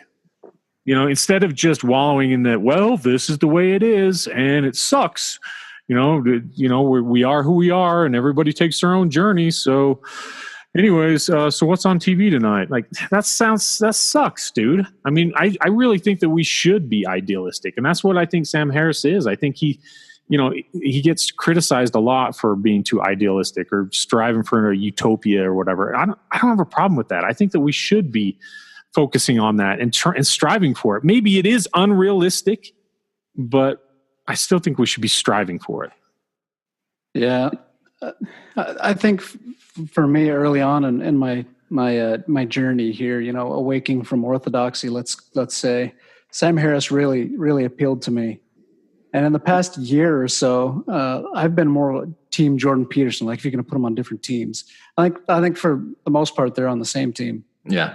But Jordan Peter, like I started going back to church, and that's going to be an unpopular opinion perhaps on the podcast. But my wife is always gone, but I'm active again, and it's in large part due to this reconceptualization of God and myth and working within an existing framework. And Bill, a part of it's too is that you're a bishop and stake president don't live in my ward and stakes. I thought you were going to say because I have an iPhone that has games on it. Yeah, but it's been incredibly valuable. You know, when you leave your value system behind, let's say, and you have to reevaluate. Well, what really are my values? And you put something at the top of that value hierarchy that's something akin to make the world better. Then you're kind of left to be like, well, how am I supposed to do that? How am I going to make the world better? Yeah, I'll start with myself, and then maybe I'll move out to my family, and then maybe after that, where do I go? What framework and what community am I going to make the world better in? And for some people, they're able to find that, and maybe perhaps for others, they don't push themselves to find it, right? But I think that's a valuable lesson, and that's a valuable part of all of this.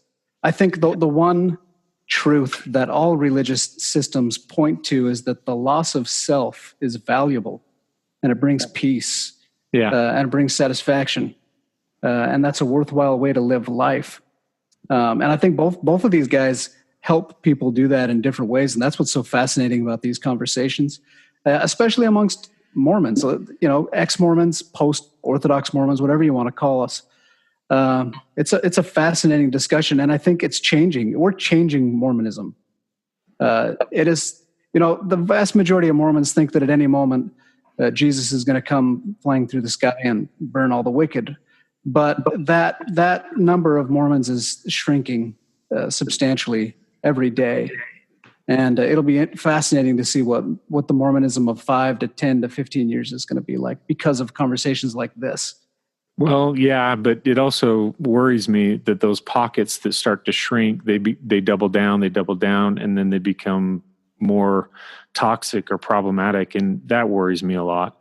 Because, you know, it is good to think optimistically that, like you said, Christian, that we're on a really high watermark of achieving more of a, I don't know, fringy pulling away from religion and stuff like that, especially if you talk to the youth nowadays.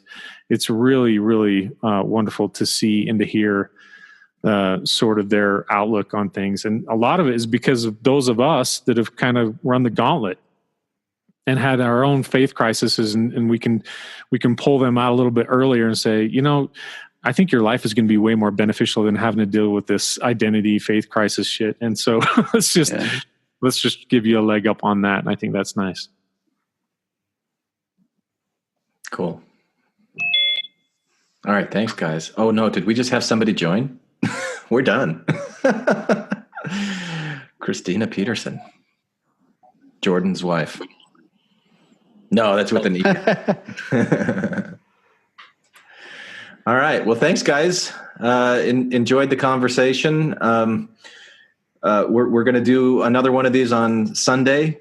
I think it's 12 noon Eastern. I have to double check on that. But with Tammy Whiting talking about the book Enough. Ooh, I want to join on that one, man. Yeah. I'll just be a fanboy. Yeah. I've started reading the book. There's not an audio book to it. I think we're just going to focus on chapters 5 and 7 with that. But I'll put up a post on Patreon. There's not an audio book, right? No. I wasn't able to find one. Yeah. So tell Tammy that. Well, I guess we can all tell her to slowly read it into a microphone and submit it to Audible. There you go. Right. Yeah, but she probably has to get the rights to it first. So. Oh, does she not have the rights to it? Is it not? No. It's not her book. It's a book called Enough. It's a different author. Oh. Yeah. It's just a book that she likes. Oh. Okay. So. All right. Thanks, everybody.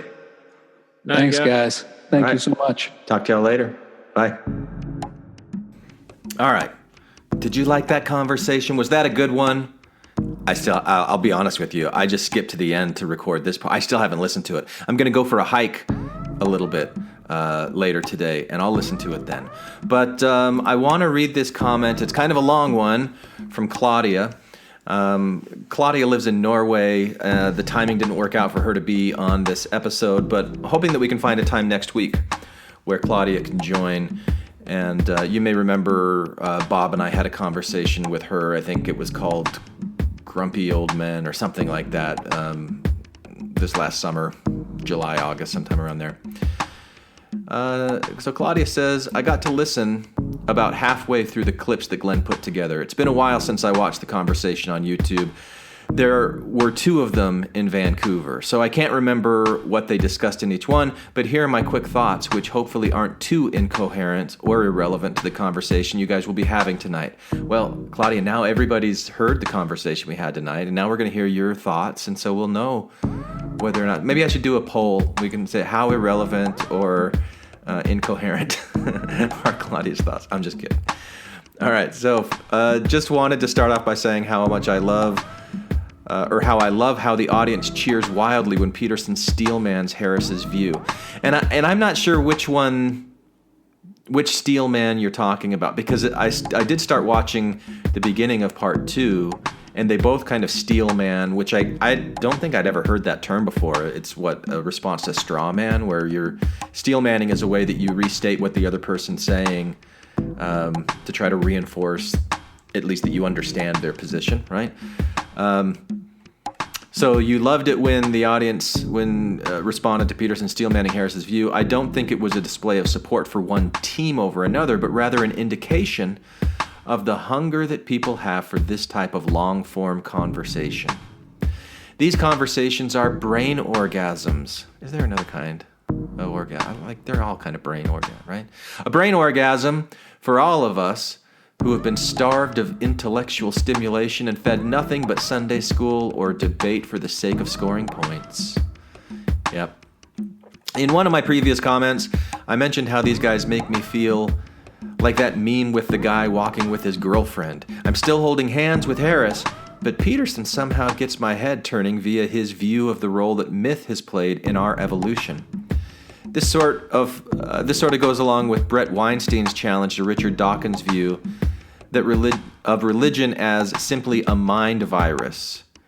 And then Claudia says, check out the Weinstein-Dawkins conversation on YouTube if interested. I am interested. I haven't seen that. I will definitely check that out. I don't like the mind virus. I think it's just inaccurate and unhelpful. So, yeah, I'll look at that. And maybe that's one that we could talk about. Hey, maybe that's one we could talk about. Even though Weinstein is also an atheist, his knowledge of evolutionary biology has led him to a different theory than Dawkins. Peterson has really challenged my views here, and I absolutely love listening to Weinstein. I never know the right way to say that. So, with zero credentials or credibility to do so, join the club. Claudia, that's what we do here. I would nonetheless speculate that once evolutionary biology and evolutionary psychology become more connected, the Dawkins religion meme mind virus theory will give way to the Weinstein approach. I don't even know what the Weinstein approach is, just a little bit that I've heard from him moderating this debate. I really like what he had to say. So I'm probably right there with you, Claudia. Regarding Glenn's issues with Harris and ideas, in the case of a Muslim convert who joins ISIS, these ideas don't exist in an ideological vacuum. If you listen to the accounts of Western converts to Islam, many of them begin with an attraction to Muslim culture and curiosity about the faith. For many of them, I think one of the primary motivators can be a disconnect or even resentment towards their own tribe for whatever reasons. So they enjoy being able to essentially give their own tribe the middle finger and join a new one. I can't help but think of Sinead O'Connor's recent conversation. How do you know Sinead O'Connor's recent conversation? That's incredible to me. Sinead O'Connor's recent conversion to Islam and her epic fuck you to white people. Yeah, again, I don't know what that is, but nothing compares to her, right? I'd be willing to bet that she was more motivated by bad experiences with her own tribe, i.e. white people, the allure of this shiny new tribe of undoubtedly warm and friendly people eager to get her to convert, than by the actual doctrines of Islam. Yeah, or even just validation of her feeling of disgust that came for whatever reasons. Yeah, I can see that. But the psychology of converts like Sinead or recruitment of jihadi fighters is multi-layered. So I guess what I'm trying to say is that yes, Glenn, now that you've pointed it out to me, I see what seems to be an inconsistency in Harris's argument. And maybe it is, maybe it isn't. You know, I mean, like I'm just saying what I'm seeing, and you know, I've got blind spots too. So yeah, but I appreciate you saying this, Claudia. This is an interesting perspective, and not just because it's validating me, but that helps. So, back to Claudia. In my personal New World Order, in which I get to handpick a new government with Brett Weinstein presiding, I would put Peterson and Harris in charge of something. I don't know exactly what I would call that particular government ministry, but I would want them to share an office because I really think they bring out the best in each other. That's interesting. I like, for example, how Harris challenges Peterson on his view of God and whether he believes in God, even though I'm still at a loss to understand his answer. Well, we talked about that a little bit in this discussion. I don't know if it makes it any clearer. I get that Peterson has a complicated definition of God, but he constantly evades answering yes or no to the question according to Harris's rather simple definition of what constitutes God. Yeah, we definitely did touch on that. In the end, I feel that Peterson wants to hold on to myth because of what he regards as it being a natural part of the human psyche and being a sort of moral glue for society. Yeah, I think so. I think also that he sees that there's reflective value in it, you know, and it's really interesting to me to listen to the way that he talks about how myths rose. And he does this a little bit in the beginning of part 2, I think, of that second night discussion in Vancouver about ways of codifying information and passing down. I mean, this is one of the functions of folklore that I learned in graduate school.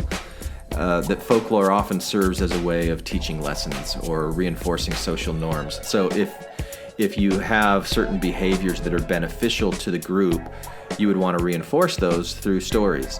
And then, of course, what happens with all of these stories, these symbols, is that people come in and start treating them like they're literal, and then people can come in and abuse them and take them in different directions, and you know, things like that. But anyway, I think Peterson wants to hold on to myth because there's tremendous value in exploring it. But there's value in exploring really any kind of work of art. You know, what is your response to it? What are you bringing to it? What are you learning from it, etc. So back to Claudia. Maybe we're better off with our myths or fictions, like in the Sapient sense, in terms of maintaining social cohesion. Maybe it can save us from nihilism, or maybe just from the type of apathy that a lot of us ex-Mormons or former believers tend to feel. I, at least, do sometimes feel apathetic, cynical, and borderline nihilistic about life. But maybe it's the ex-Mormon in me that's a stickler for truth and not wanting to build my life around a myth, no matter how useful it is. I mean, this distinction between truth and myth is fascinating to me, because isn't myth part of the truth? I mean, if you're recognizing that myth is something that exists, it's true, it's real, it's something that can be defined, it's something that can be measured on the impact that it has on people. I mean, it's a tool, it's a real thing. So like why is it not truth? Because the stories that are in it aren't accurate, they're not precise, they're made up, they're distorted. Like what are the things that makes it truth, and how is that different from other versions of truth that are also different perspectives from different vantage points, where there is a relativity, and I mean that in more of the sense of Einstein's theory of relativity than I do in cultural or moral relativity. But anyway, I'll go back to what you're saying here, Claudia. the ex-Mormon in you that is a stickler for truth and not wanting to build my life around a myth, no matter how useful it is. In that sense, I still feel more at home with Harris's view, even though I'm not sure it's the most realistic one when one considers how deeply myth is woven into the fabric of virtually every society and culture on the earth today. I just don't foresee most people giving up these myths in favor of science, perhaps if only because it is ingrained in us through evolution to accept and perpetuate them. But there are scientific myths that exist today, and that's not an insult to science. I'm not like poking my finger in science's eye and saying, ha, you're a fiction too, but it's the same process, it's the same thing. So when we have the narrative about the Big Bang, or we have a narrative, we have these stories that are derived from facts. And one of the points that I wanted to make in the course of this conversation that you just heard, that for whatever reason it just didn't, the timing was never right to cut in. But even scientists who are working with facts, there are different schools of interpretation, right? So you can have like 3 or 4 different main ways of viewing these facts that people will, for whatever reason, go, okay, I lean more this way, I lean more that way, and there's movement and there's shift, as people are getting better information and updating and making changes. But this idea of, well, facts are going to bring us to one truth, I don't know that we really even see that as an evidence, or in evidence that that's happening. And anyway, yeah, I find this interesting. This is why I put this at the end of the conversation, by the way, so that I could ramble and not feel like I'm, like if you guys don't want to hear my rambling, you want to turn it off, just turn it off. Anyway, so let's get back, because the comment's almost done. That myth is woven into the fabric of virtually every society and culture.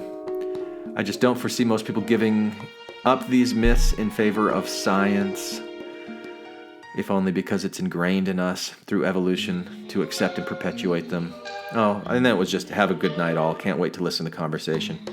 Yes. And thank you for the comment, Claudia. And again, we'll try and find a time this upcoming week. I know you said that you've got some vacation time coming up, and so maybe the 15th would be a good time to do something like this. We'll figure it out and post here on Patreon so that people can join in on that conversation too.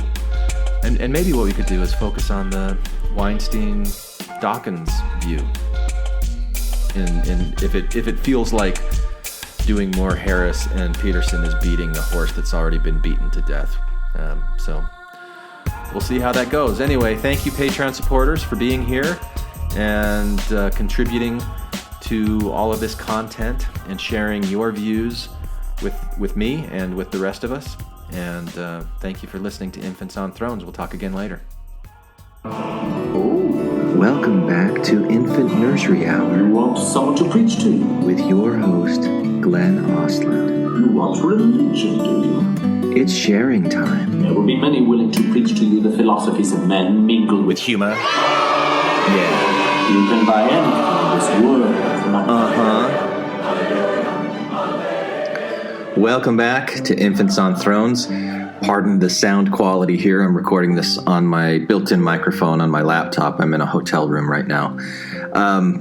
But I'm preparing for the conversation that I'm going to have with Bill Reel and with Tom tomorrow night, Thursday, what is that, February 7th.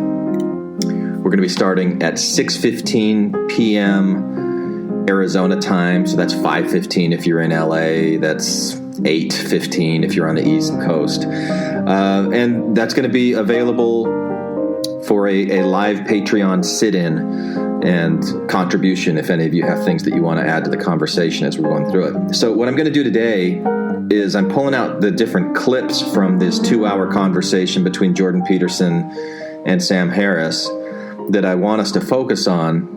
And of course, we'll have flexibility within these clips, and some of these clips might end up being used in the final version, some might not be used in the final version. But it's a really interesting conversation around dogma, and one of the things that is becoming more and more apparent to me is that, and this is discussed in one of these clips, this idea of disagreement being a problem. And I don't know that it's necessarily a problem. I guess it could be a problem. It could also be a benefit. I think it depends on how you look at the disagreement. I think it depends on how you look at conflict in general. And this is an outlook that I'm starting to change just with myself.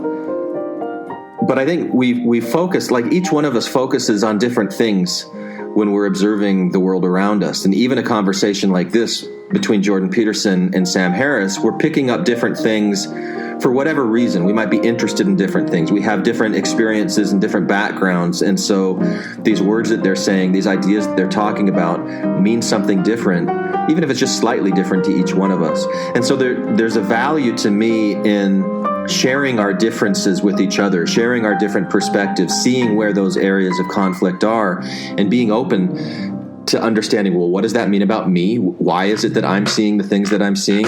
Why is it that these other people are seeing different things? What can I learn from that? And I think as I take that approach with this, I'm learning quite a bit more. So what I'm going to be sharing with you today are these clips that obviously I'm the one that's pulling them out. If you did this, you might pull out other clips. And as we talk with Bill and Tom tomorrow night, we'll see what they think about them compared with what I think about them, compared with what any of you think about them. And this question about dogmatism and like what is it that Sam Harris is really trying to do? Because I get confused with Sam Harris. I love Sam Harris. There's times where I listen to him and I totally agree with what he's saying, and then other times where I just don't get it. And I know I've had interactions with some of you where you're asking, why don't you like Sam Harris? Or why do you have a problem with Sam Harris in this area? I think it's just the areas that I'm focusing on. So there's a couple places here where he'll say something and I really agree with it, but that I don't know how it fits with some of the other things that he's saying. That it's just, I'm not saying that it's Sam Harris that's having a problem. I just am having a difficult time seeing it in some of those cases, and maybe you have a similar experience with it. So anyway, that's what today is for sharing time. I'm sharing these clips with you with very little discussion or interjection in between the clips, because I want to save that for our conversation on Thursday night. But if you want to join with us on Thursday night and you're able to, that's awesome. If there's things that you want to add to the conversation and you're not able to join, Claudia, I'm looking at you all the way in Norway. Write your comments. Put your comments on here. And then when I take the audio and I create the episode that ends up being released on the general feed, I will include your comments if you write them down as part of the conversation, even if you can't be there live as we're discussing it. So that's what today's going to be. And then I also want to remind you that Sunday, we're going to be doing another live discussion with Tammy Whiting on the book Enough. So I'll put another post on Patreon in the next day or two to prepare you for that. And that one doesn't have an audio book, so unfortunately I'm not able to put clips together for that one. But anyway, we'll be doing that. And there's a bunch of things I want to talk about, but I'm not going to cram it all into right now. We'll just do the Jordan Peterson, Sam Harris Dogma clips and call it a day. So thank you for being Patreon supporters. Here are your clips. I suspect that what's going to happen tonight is actually historical, which doesn't necessarily make it good. There's lots of bad history. It could be good, though, and that's what I'm hoping will happen. So the reason I say I think it's historical is that we are existing in a moment where all of the systems that have helped us make sense are breaking down. The university systems are breaking down. Journalism is breaking down. And at that same moment, we have a network of people who are trying to make sense in an alternative way, and I have to say, I think beating the odds for the moment. So here's the problem. That network is not entirely in agreement with itself about some significant issues, and Sam and Jordan have some differences that have proved very difficult. All right, so the reason that I picked this clip, and that's Brett Weinstein, who is moderating the conversation. And he makes some really, really good points later on. I've included a couple clips from Brett. I'm just curious if other people see this, that systems are breaking down. if so, what are those systems? What does it mean that they're breaking down? And, and then here is this first little hint of suggestion that the problem is that the networks that replacing these systems aren't in agreement. And so non-agreement is a problem. That's the question that I want to ask and want to discuss with Bill and Tom and any of you who join. I just want to express my motive for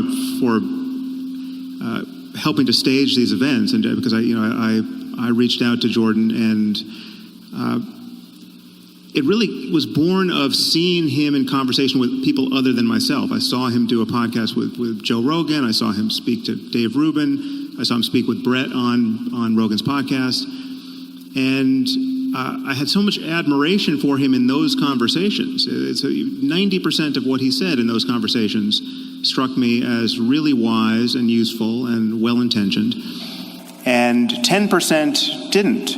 But I noticed that it's clear to me that seeing these successful conversations with other people who I respect, I began to wonder that I might be the problem. And I think I am the problem.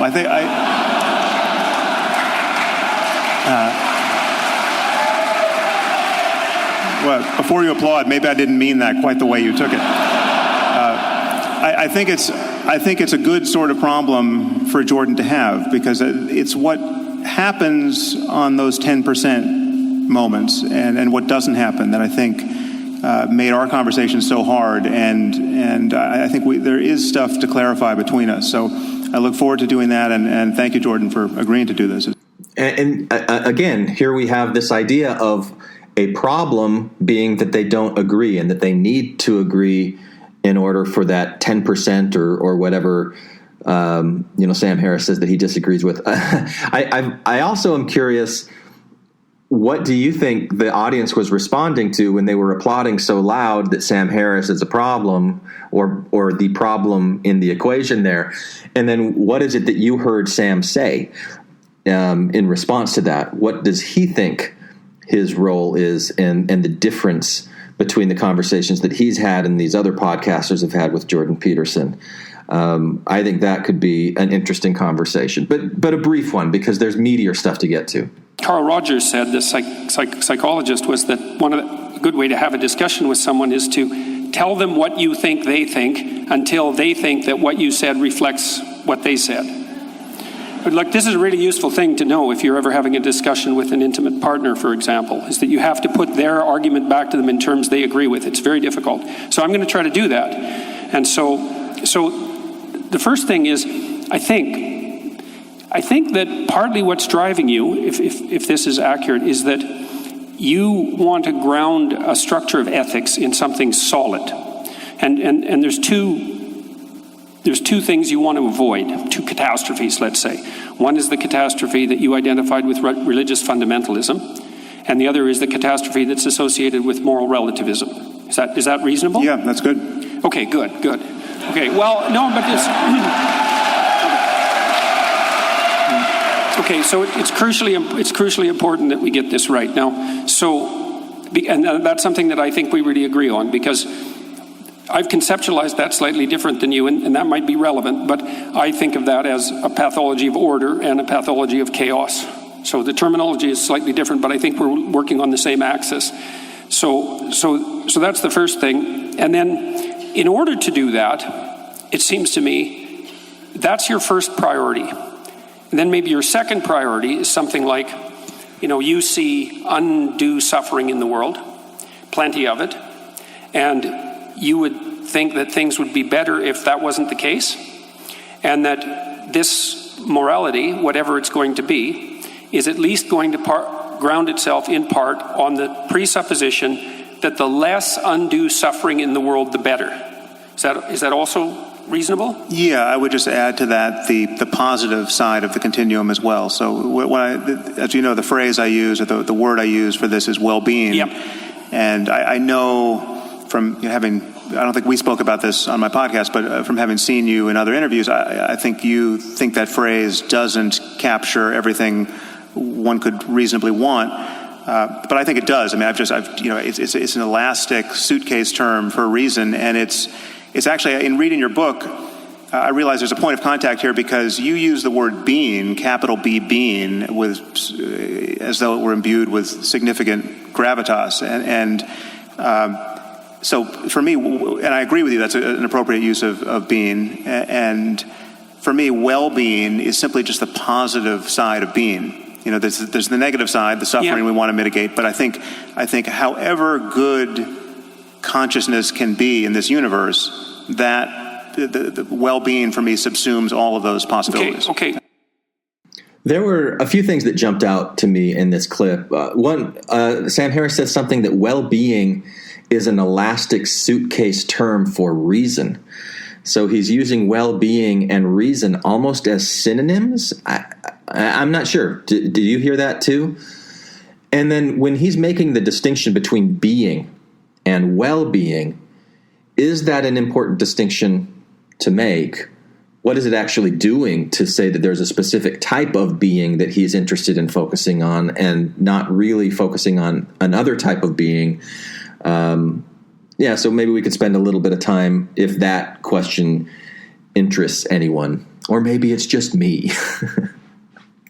Yeah, I guess the only point I was making there is that not all dogmas are created equal. Some dogmas are on their face more dangerous and more divisive. Right, but what I'm curious about specifically is, because it seems to me that the dogmas of the USSR and the dogmas of Nazi Germany were as pernicious as any religious dogmas, and they may also share important features with pernicious religious dogmas, but it isn't clear to me from your perspective what those commonalities would be. Well, so in some ways you're recapitulating an argument I've made, and this is an argument that I would make against you were you to claim, as you have elsewhere, that atheism is responsible for the greatest atrocities of the 20th century. The idea that Stalinism and Nazism and fascism were expressions of atheism simply doesn't make any sense. In the case of fascism and Nazism, it doesn't make any sense because the fascists and the Nazis, by and large, were not even atheists.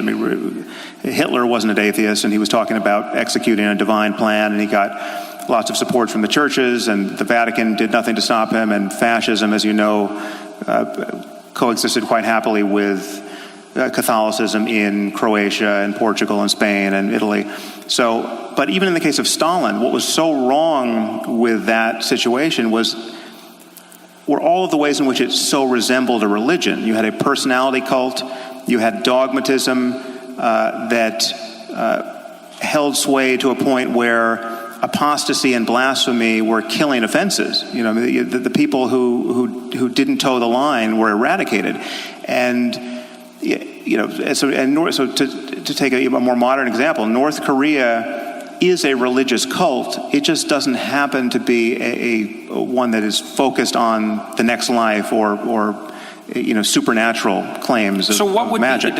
So what would be the defining characteristics of a religious totalitarian movement that would make it different from a non-religious totalitarian movement? Well, because there's aspects that are similar. They're very similar. The problem is dogmatism. The overarching problem is believing things strongly on bad evidence. And the reason why dogmatism is so dangerous is that it doesn't allow us to revise our bad ideas in real time through conversation. Dogmas have to be enforced by force or the threat of force, because the moment someone has a better idea, you have to shut it down in order to preserve your dogmas. Okay. So the commonality seems to be something like claims of absolute truth at some level that you're no longer allowed to discuss. Yeah. What I liked about this clip is the attempt to sift out, if you're going to do the baby in the bathwater metaphor, maybe that's the easiest shorthand to use here. What are the real problems in trying to increase well-being and reduce unnecessary suffering in the world? And what are the parts of religion that do it? What are the parts outside of religion? Let's really focus on those things and not just go after religion, because religion maybe does more things than just those things. And so can we have a discussion about what those positive things are? That sort of thing. So that's what I thought was interesting about that clip right there. The only thing that's wrong with religion is the dogmatism. If you get rid of I've got no problem with the buildings and the music and the paintings and Wait a minute. That's not a trivial point, and it's not just a joke, because the buildings and the music are very important parts of the religious process. And so I know there's a humorous element to that, but it's not like Sam is throwing out the baby with the bathwater there. And to go further than that, I've got no problem. In fact, I'm deeply interested in the phenomenology of spiritual experience. So whatever experience someone like Jesus had, whoever he was historically, or any of the other matriarchs and patriarchs of the world's religions, that phenomenology is subjectively real. I mean, it's diverse. I'm not saying everyone's had the same experience, but there are changes in consciousness that explain both how religions have gotten founded by their founders and the experiences people have had in the presence of those people or by following their methodologies that seem to be confirming of the dogmas that grew up around those traditions. And my issue is that whatever is true about us spiritually, whatever opportunity being born into this universe actually presents as a matter of consciousness spiritually, that truth has to be deeper than accidents of culture and just mere historical contingencies. The fact that somebody was born in Mesopotamia and not in China and got a different language game. So whatever is true there has to be understood in universal terms about the nature of human psychology and the human mind. I don't really like the term accidents of culture, and I don't like that was mentioned and not unpacked or discussed, because I'm quite invested in the idea of culture and the role that every person has in creating and maintaining culture. So thinking that it's an accident, I think what he's talking about there is that you're just born into a culture and you don't really have any say of the culture that you're born into. And maybe even the impact that you're able to have on the culture once you're a part of it is minimal. But collectively, it's huge because culture is created by humans. It's a collective endeavor. And so to just call it an accident and leave it at that, I don't like. So there are other things in that clip that we could talk about too, but that was the main thing that I wanted to point out there, the accident in the culture sort of thing. But it really leads into this next bit about chimpanzees and like really trying to get to the core of human nature and what is the intersect between human nature, reality, culture, and the quest for well-being, maybe. One of the things that was really shocking to me, I would say, was my reading of what was originally Jane Goodall's discovery about chimp behavior, because there was this idea that was really rooted in Rousseauian thinking that the reason that people committed atrocities in the service of their group identity, let's say their tribal identity, was because culture had corrupted us. So it was a uniquely human thing. But then, of course, Goodall showed in the 1970s that the chimps at Gombe, I think I'm pronouncing that correctly, would go on raiding parties, right? And so there'd be like 4 or 5 adolescent chimps, usually male, sometimes with a female in there. They would patrol the borders of their territory. If they found an interloper on the border, near the border, from another troop, even if it was a member of their troop that had emigrated, so to speak, and that they had some history with, they would tear them to pieces. And of course that was shocking to Goodall, but my understanding is she had some trepidations about publishing it, although she did. But then that's been noted repeatedly in other forms of chimp behavior. So, see, I've been really interested in the commission of atrocity in the service of belief. And it's tempting to pin that, say, on dogma and then to associate that with religious dogma. I think that's all tempting. But the fact that chimps do it shows that it can't be a consequence of something like religious belief, unless you're willing to say that the reason that chimps commit atrocity in the service of their troop and their territory is because chimps are religious. And so they're not religious and they don't really hold a secular totalitarian viewpoint, but they still act out the atrocity element that's characteristic of human behavior. And so to me, that makes the problem deeper than one of mere, let's say, surface statements about metaphysics. Well, obviously the problem of primate aggression, which we've inherited along with the chimps, is deeper, or at least different, than the problem of religious violence or totalitarian political structures that get the worst out of people. So, we have these primate capacities that we have to correct for, and we're busily trying to correct for almost everything that we've been evolved to do.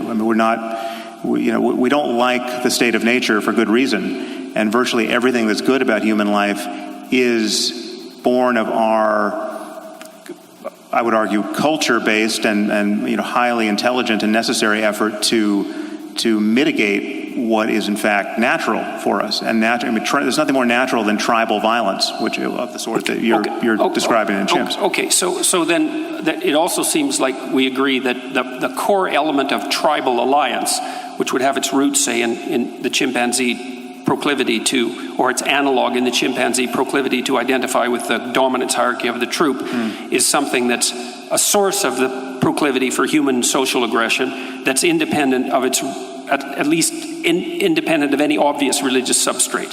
So there are other reasons for group belief and the commission of atrocity that can't be directly attributed to religious dogma. Yeah, but and what most worries me about religion, I would say, obviously religion can channel these primate urges in unhappy ways. So you can get tribal violence that gets amplified by religious dogmatism, and that should trouble everyone. But it's not unique to religion. It's also nationalism, and it's racism, and it's all other kinds of dogmatism. But what most worries me are those cases where clearly good people who are not necessarily captured by tribalism per se are doing the unthinkable based purely on religious doctrines that they believe wholeheartedly without good evidence. So you have the person who joins ISIS who wasn't even Muslim before they converted 16 months ago, and they go all the way down the rabbit hole to the most doctrinaire, most committed, most uncompromising view of just how you have to live in this world if you're going to be Muslim. And they join ISIS based on the idea that salvation only goes one way, and that dying in defense of the one true faith is the best thing that can happen to you.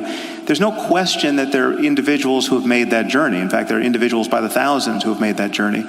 And there are far more benign versions of that. There are people who just waste their lives, I would argue, converting to whatever the belief system is, and just wasting a lot of time worrying about hell or worrying about the fact that their child is gay and the creator of the universe doesn't approve of that. And so there are all kinds of suffering that strike me as truly unnecessary, born not of, again, ape-like urges, but ideas that any rational person would, if believed, would follow to that same terminus. I mean, the thing is, if you buy the fact, again, to take Islam as a current example, if you buy the claim that the Quran is the perfect word of the creator of the universe, never to be superseded by anything humanity does now or 1,000 years from now, that commits a rational then the exercise of human reason is bounded by this, I would argue, pathological frame, which leads to certain outcomes that should really worry us. All right. Okay, I know I said I wasn't going to interject very much in this one, but man, okay, so I used this clip at the end of part one of my conversation with Anthony Miller because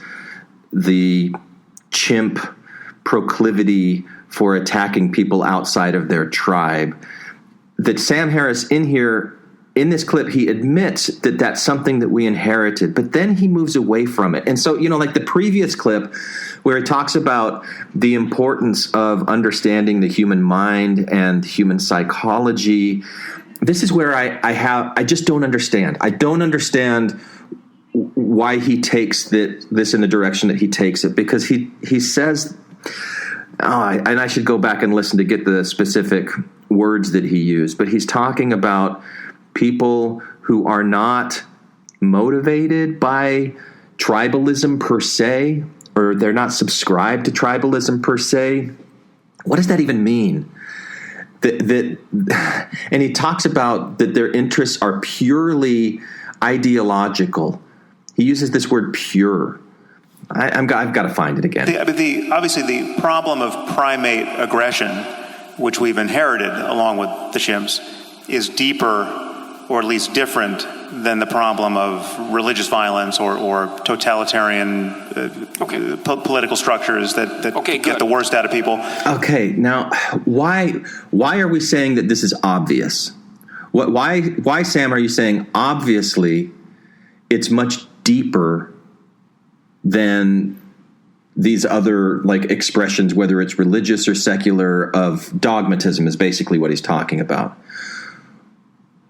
Isn't there a very strong connection between our biologically evolved instincts, which I'm interpreting this through the Jonathan Haidt righteous mind elephant rider metaphor, where the elephant represents all of these deeply inherited biological instincts that mostly exist outside of our conscious mind awareness. It's deep in our subconscious, deep in our DNA.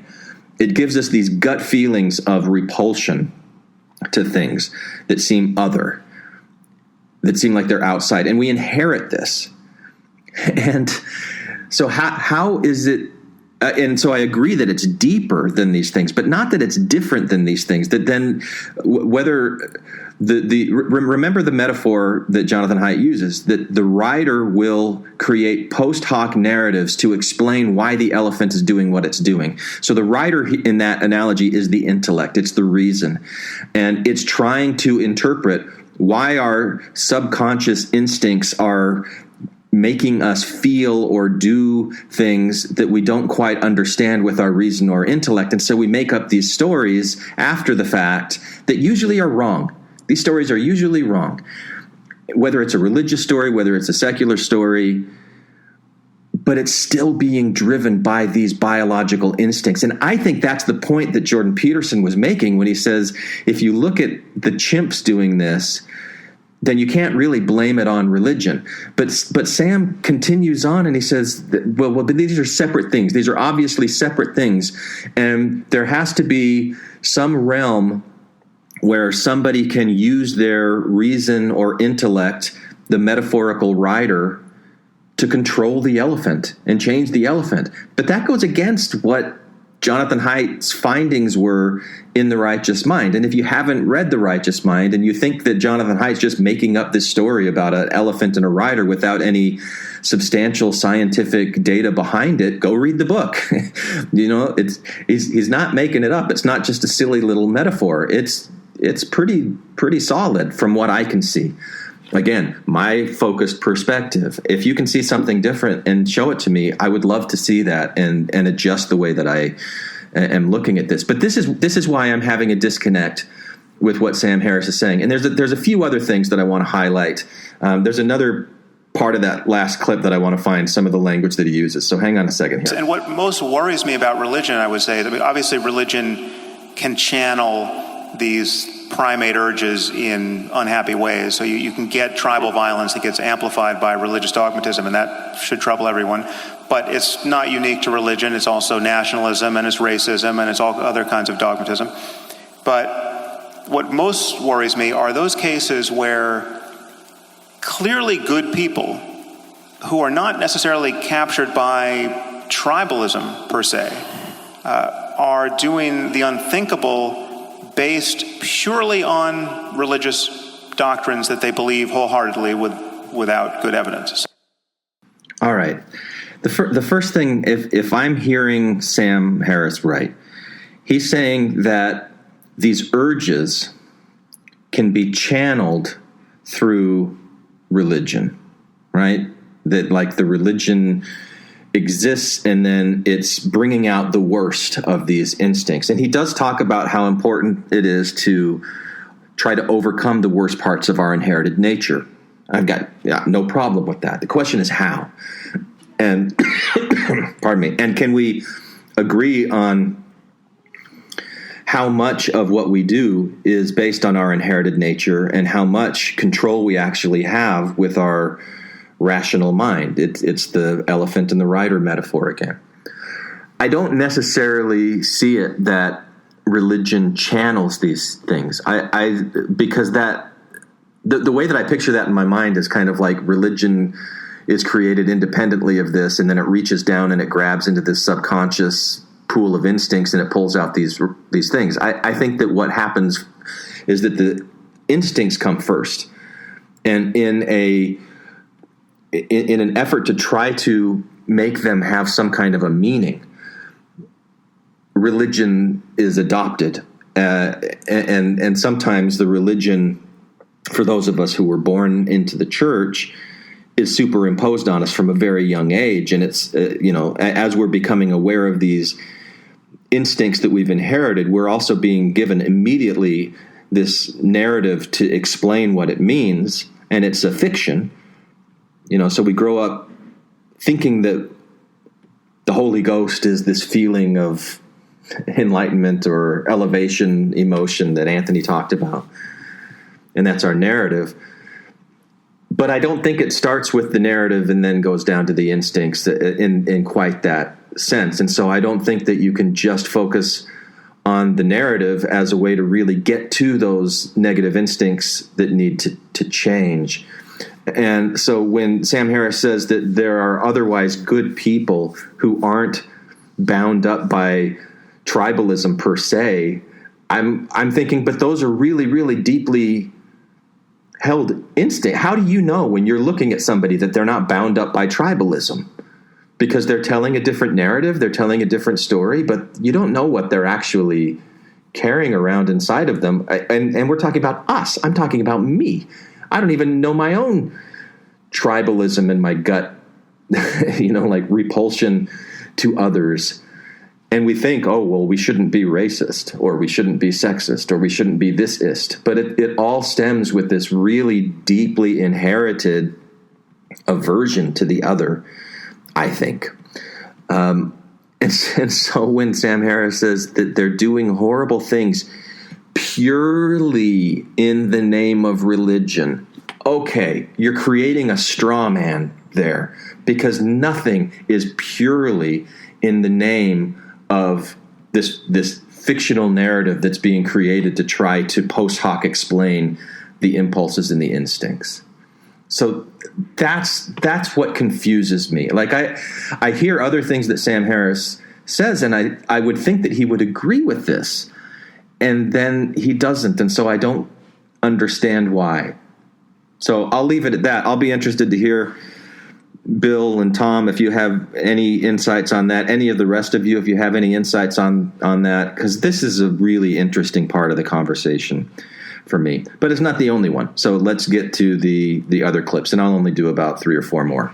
It's a funny thing, though. I mean, it's a strange thing, let's say, that one of the things we already agreed on, as far as I can tell, is that the antidote to pathological dogmatism is free, truthful expression, something like that. Is that?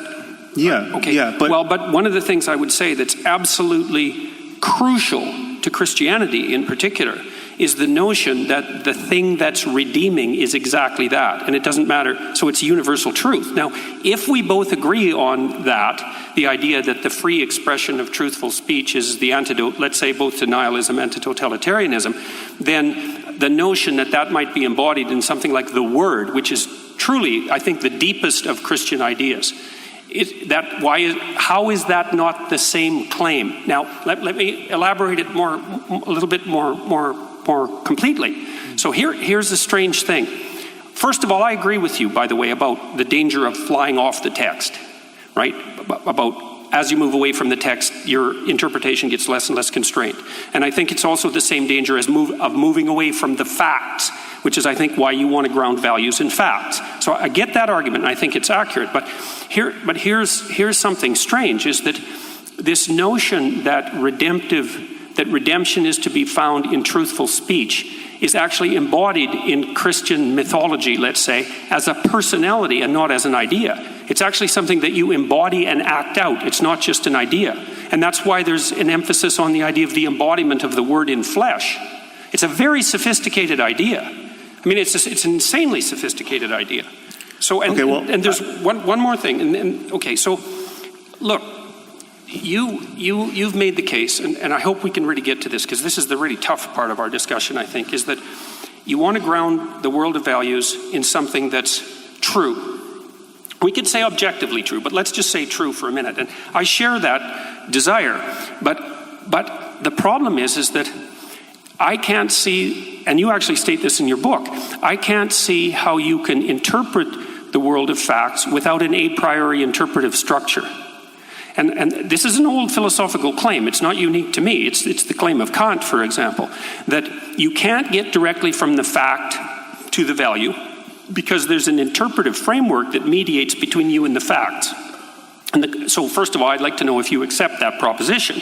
And then the second question would be, if you do accept the proposition, then what's your understanding of the nature of the interpretive framework?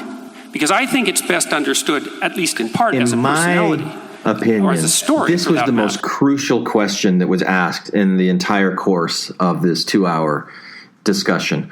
What are the interpretive devices between the facts of the real world and our ability to understand them and apply meaning to them? There's something in between them. And so this is something I want to spend some time discussing with Bill and Tom and any of you who join. And I'm just getting tired of saying that, but it is what I want to do. So I'm curious to know what other people think about it, and I've got my own views that I'll share eventually as well.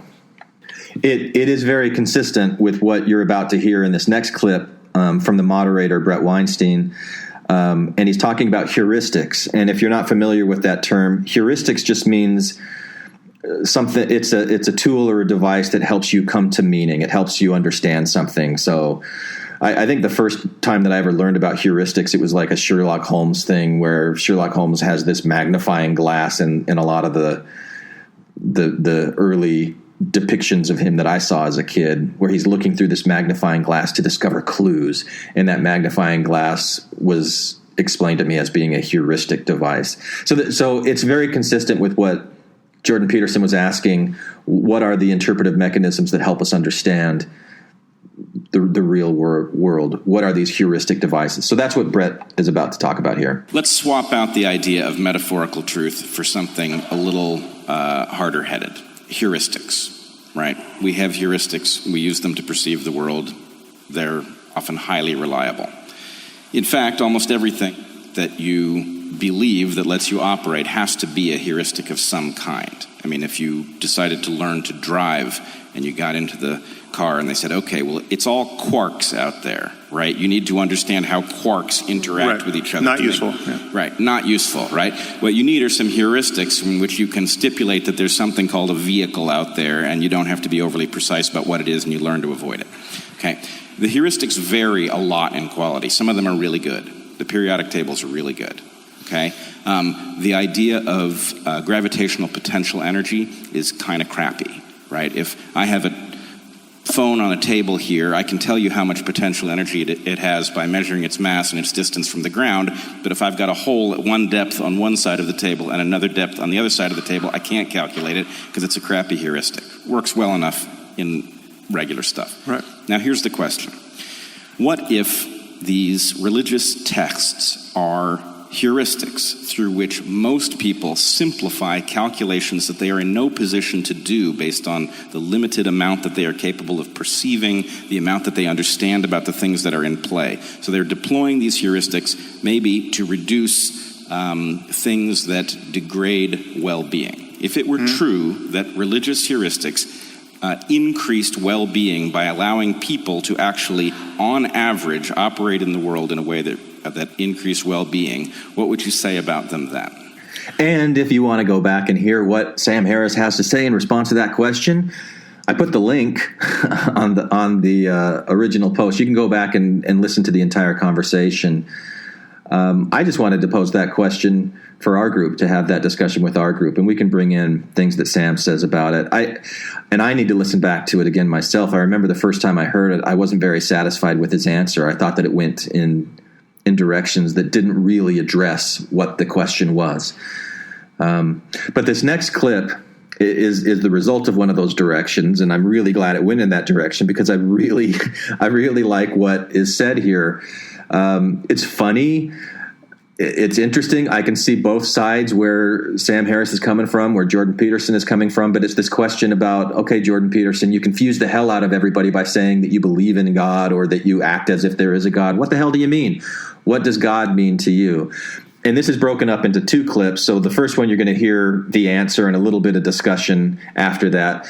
And then the final clip will be Sam Harris saying why he has a problem with the way that Jordan Peterson expressed himself here. You say you believe in God. You have been... No, I say I act as if he exists. You say what? I say I act as if he exists, which is a much more precise claim. Okay, so then what but in this case, so you act as though God exists. Yep. And in addition, I've heard you say that I act as though God exists, that I can't really be an atheist. So far it seems that. Right, yeah. We'll see. The night is young. Yeah.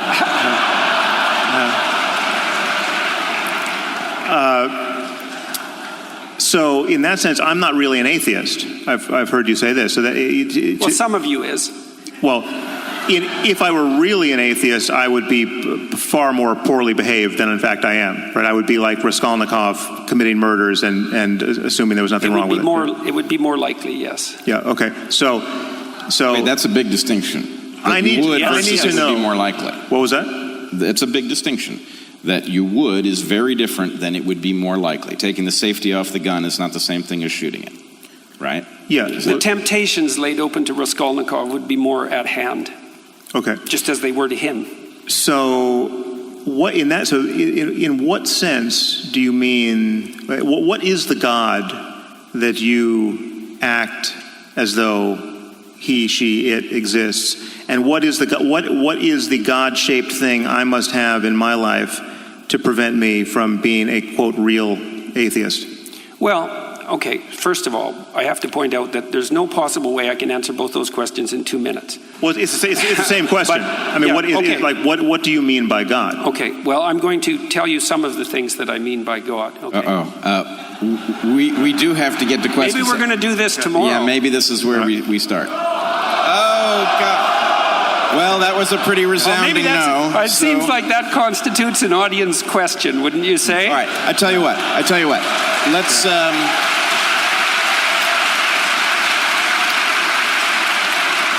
Let's do this, but let's be deliberate about time. Okay. Well, I'm going to read some things that I wrote because it's so complicated that I'm not sure that I can just spin it off the top of my head, and so you'll have to excuse me. And what I'm going to do is sort of paint a picture by highlighting different things. So now I already made one point here.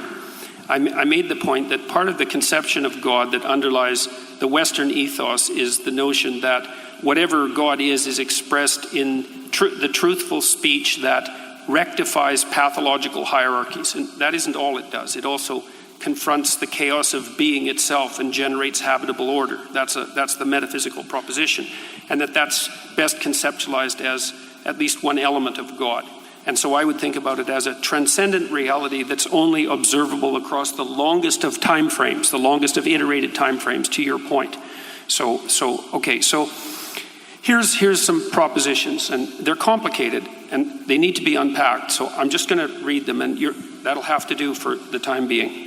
So God is how we imaginatively and collectively represent the existence and action of consciousness across time, as the most real aspects of existence manifest themselves across the longest of time frames, but are not necessarily apprehensible as objects in the here and now. So what that means in some sense is that you have conceptions of reality built into your biological and metaphysical structure that are a consequence of processes of evolution that occurred over unbelievably vast expanses of time, and that structure your perception of reality in ways that it wouldn't be structured if you only lived for the amount of time that you're going to live. And that's also part of the problem of deriving values from facts, because you're evanescent and you can't derive the right values from the facts that portray themselves to you in your lifespan, which is why you have a biological structure that's like 3.5 billion years old. So God is that which eternally dies and is reborn in the pursuit of higher being and truth. That's a fundamental element of hero mythology. God is the highest value in the hierarchy of values. That's another way of looking at it. God is what calls and what responds in the eternal call to adventure. God is the voice of conscience. God is the source of judgment and mercy and guilt. God is the future to which we make sacrifices and something akin to the transcendental repository of reputation. Here's a cool one if you're an evolutionary biologist. God is that which selects among men in the eternal hierarchy of men. So, men arrange themselves into hierarchies and then men rise in the hierarchy. And there's principles that are important that determine the probability of their rise, and those principles aren't tyrannical power. They're something like the ability to articulate truth and the ability to be competent and the ability to make appropriate moral judgments. And if you can do that in a given situation, then all the other men will vote you up the hierarchy, so to speak, and that will radically increase your reproductive fitness. And the operation of that process across long expanses of time looks to me like it's codified in something like the notion of God the Father. It's also the same thing that makes men attractive to women, because women peel off the top of the male hierarchy, and the question is what should be at the top of the hierarchy, and the answer right now is tyranny as part of the patriarchy, but the real answer is something more like the ability to use truthful speech in the service of, let's say, well-being. And so that's something that operates across tremendous expanses of time, and it plays a role in the selection for survival itself, which makes it a fundamental reality. Jordan, if I can I just cut in here with one question? I'll stop with that for now. What?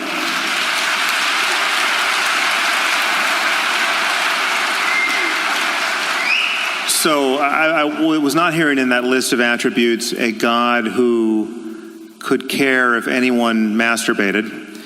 I was not hearing a God who... Depends on what else is stopping you from doing, Sam. Sorry, I missed that. I said it depends on what else it's stopping you from doing. Well, okay, so it's important to live. It's important to do something other than masturbate. Yes. Yes, which actually constitutes a problem for many people. Which is harder than it sounds.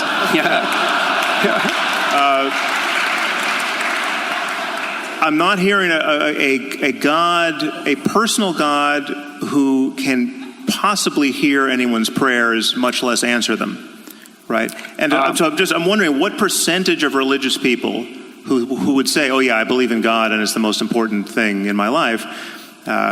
What percentage of those religious people do you think have in mind a God of the sort you just described? I don't know, Sam. It's a good question, because when I go talk to people. When I talk to people online and use exactly this terminology, millions of people listen. So it's not so obvious what percentage of people see it this way. It may be that they have the intuitions, but they haven't been articulated well. Yeah, I think this is a much more detailed but very harmonious conceptualization of God that I've had recently, where I've said God is everything. It's all that stuff. Which, thank you, Anthony, for reminding me or instructing me about pantheism. And I love that Richard Dawkins calls pantheism sexed up atheism. That's awesome.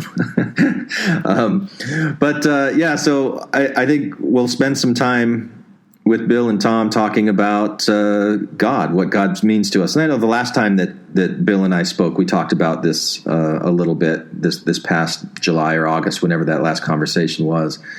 But this will be an interesting part of the conversation. But of course, if you're using a word like God that other people have a different view of, then you run the risk of miscommunication and sloppiness. And that's something that is a concern to Sam Harris, and I'm sure to several of us as well. And I'm in there too. I don't know quite what to do with that. But so here's Sam's immediate response to what was just said, where he's explaining his issue with it. And this will be the last clip. And then hopefully we'll see you on Thursday night for this live live discussion. It's going to be a lot of fun. I mean, this is the problem. This is what worries me about this. So, you could do the same thing with the idea of ghosts, right? So people traditionally have believed in ghosts. It's an archetype, you might say, the ghost. Survival of death is certainly an archetype. And we know what most people most of the time mean when they say they believe in ghosts. And I say, I don't believe in ghosts. And you say, no, you do believe in ghosts. Ghosts are your relationship to the unseen. That's a ghost. So you have a new definition of ghost that you're putting in the place provided, which I have to say, well, of course I have a relationship to the unseen, so yeah, I guess I do believe in ghosts. You win that argument. But that simply isn't what most people mean by a ghost. Most people but you can't use that simplified argument about my conception of ghosts as an analogy for the propositions that I just put forward. This is what I see you do. I mean, maybe you have more to say on the topic of God, but this is what I hear you doing with God. You have defined the God that most people believe in, and we know this is the God that most people believe in. I was asked what God I believed in. I'm asking you what percentage. Yes, but you by shifting the definition, you have robbed the noun, the traditional noun, of its traditional meaning, and you're imparting to people. Hey, wait a second. I'm not so sure. What do you mean by traditional meaning? Look, it's one of the elemental claims in the Old Testament is that you're not even supposed to utter the name of God, because by defining it too tightly, you lose its essence. And so let's not be talking about what the classical definition of God is here, okay? It's a historical non-starter. Okay, and there's plenty of religions that make it... Can I check in with the audience? Is the audience all right with us continuing down this road? Okay. So, can I... Yeah, and they did continue down that road for several minutes, but we just don't have time to continue down that road for this discussion, because there's already probably more clips here than we'll have time to really adequately discuss. But so Bill and Tom, I'll be sending this to you to listen to prepare. And again, any of you who want to join, these are the clips. If there's other things that you've listened to that 2-hour conversation that you want to bring up that weren't covered in these clips, by all means, introduce them in the course of the conversation. Just really am looking forward to this. So see you tomorrow night if you're able to make it. And if not, please give some comments on this Patreon post, and I'll read them in after the recording, or maybe even during. All right. Thanks again for supporting Infants on Thrones.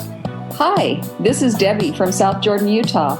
I've listened to Infants on Thrones since the first episode, mostly to hear Glenn. Yeah. I'm a true fan. I enjoy his quick wit, kind heart, and brilliant mind. And that I haven't had to change his diapers for a very long time. Despite all the shit. My lived experience? Yeah. I'm his mom. You can comment on this episode on the website, infantsonthrones.com. And if you really like what you hear, give Decorum a 5-star rating and write a short review on iTunes. I did. Did you really? Anyone for the closing prayer? But did you really, though? Not yet, but I will before. Come on. All right. Thank you for listening to Infants on Thrones. See ya.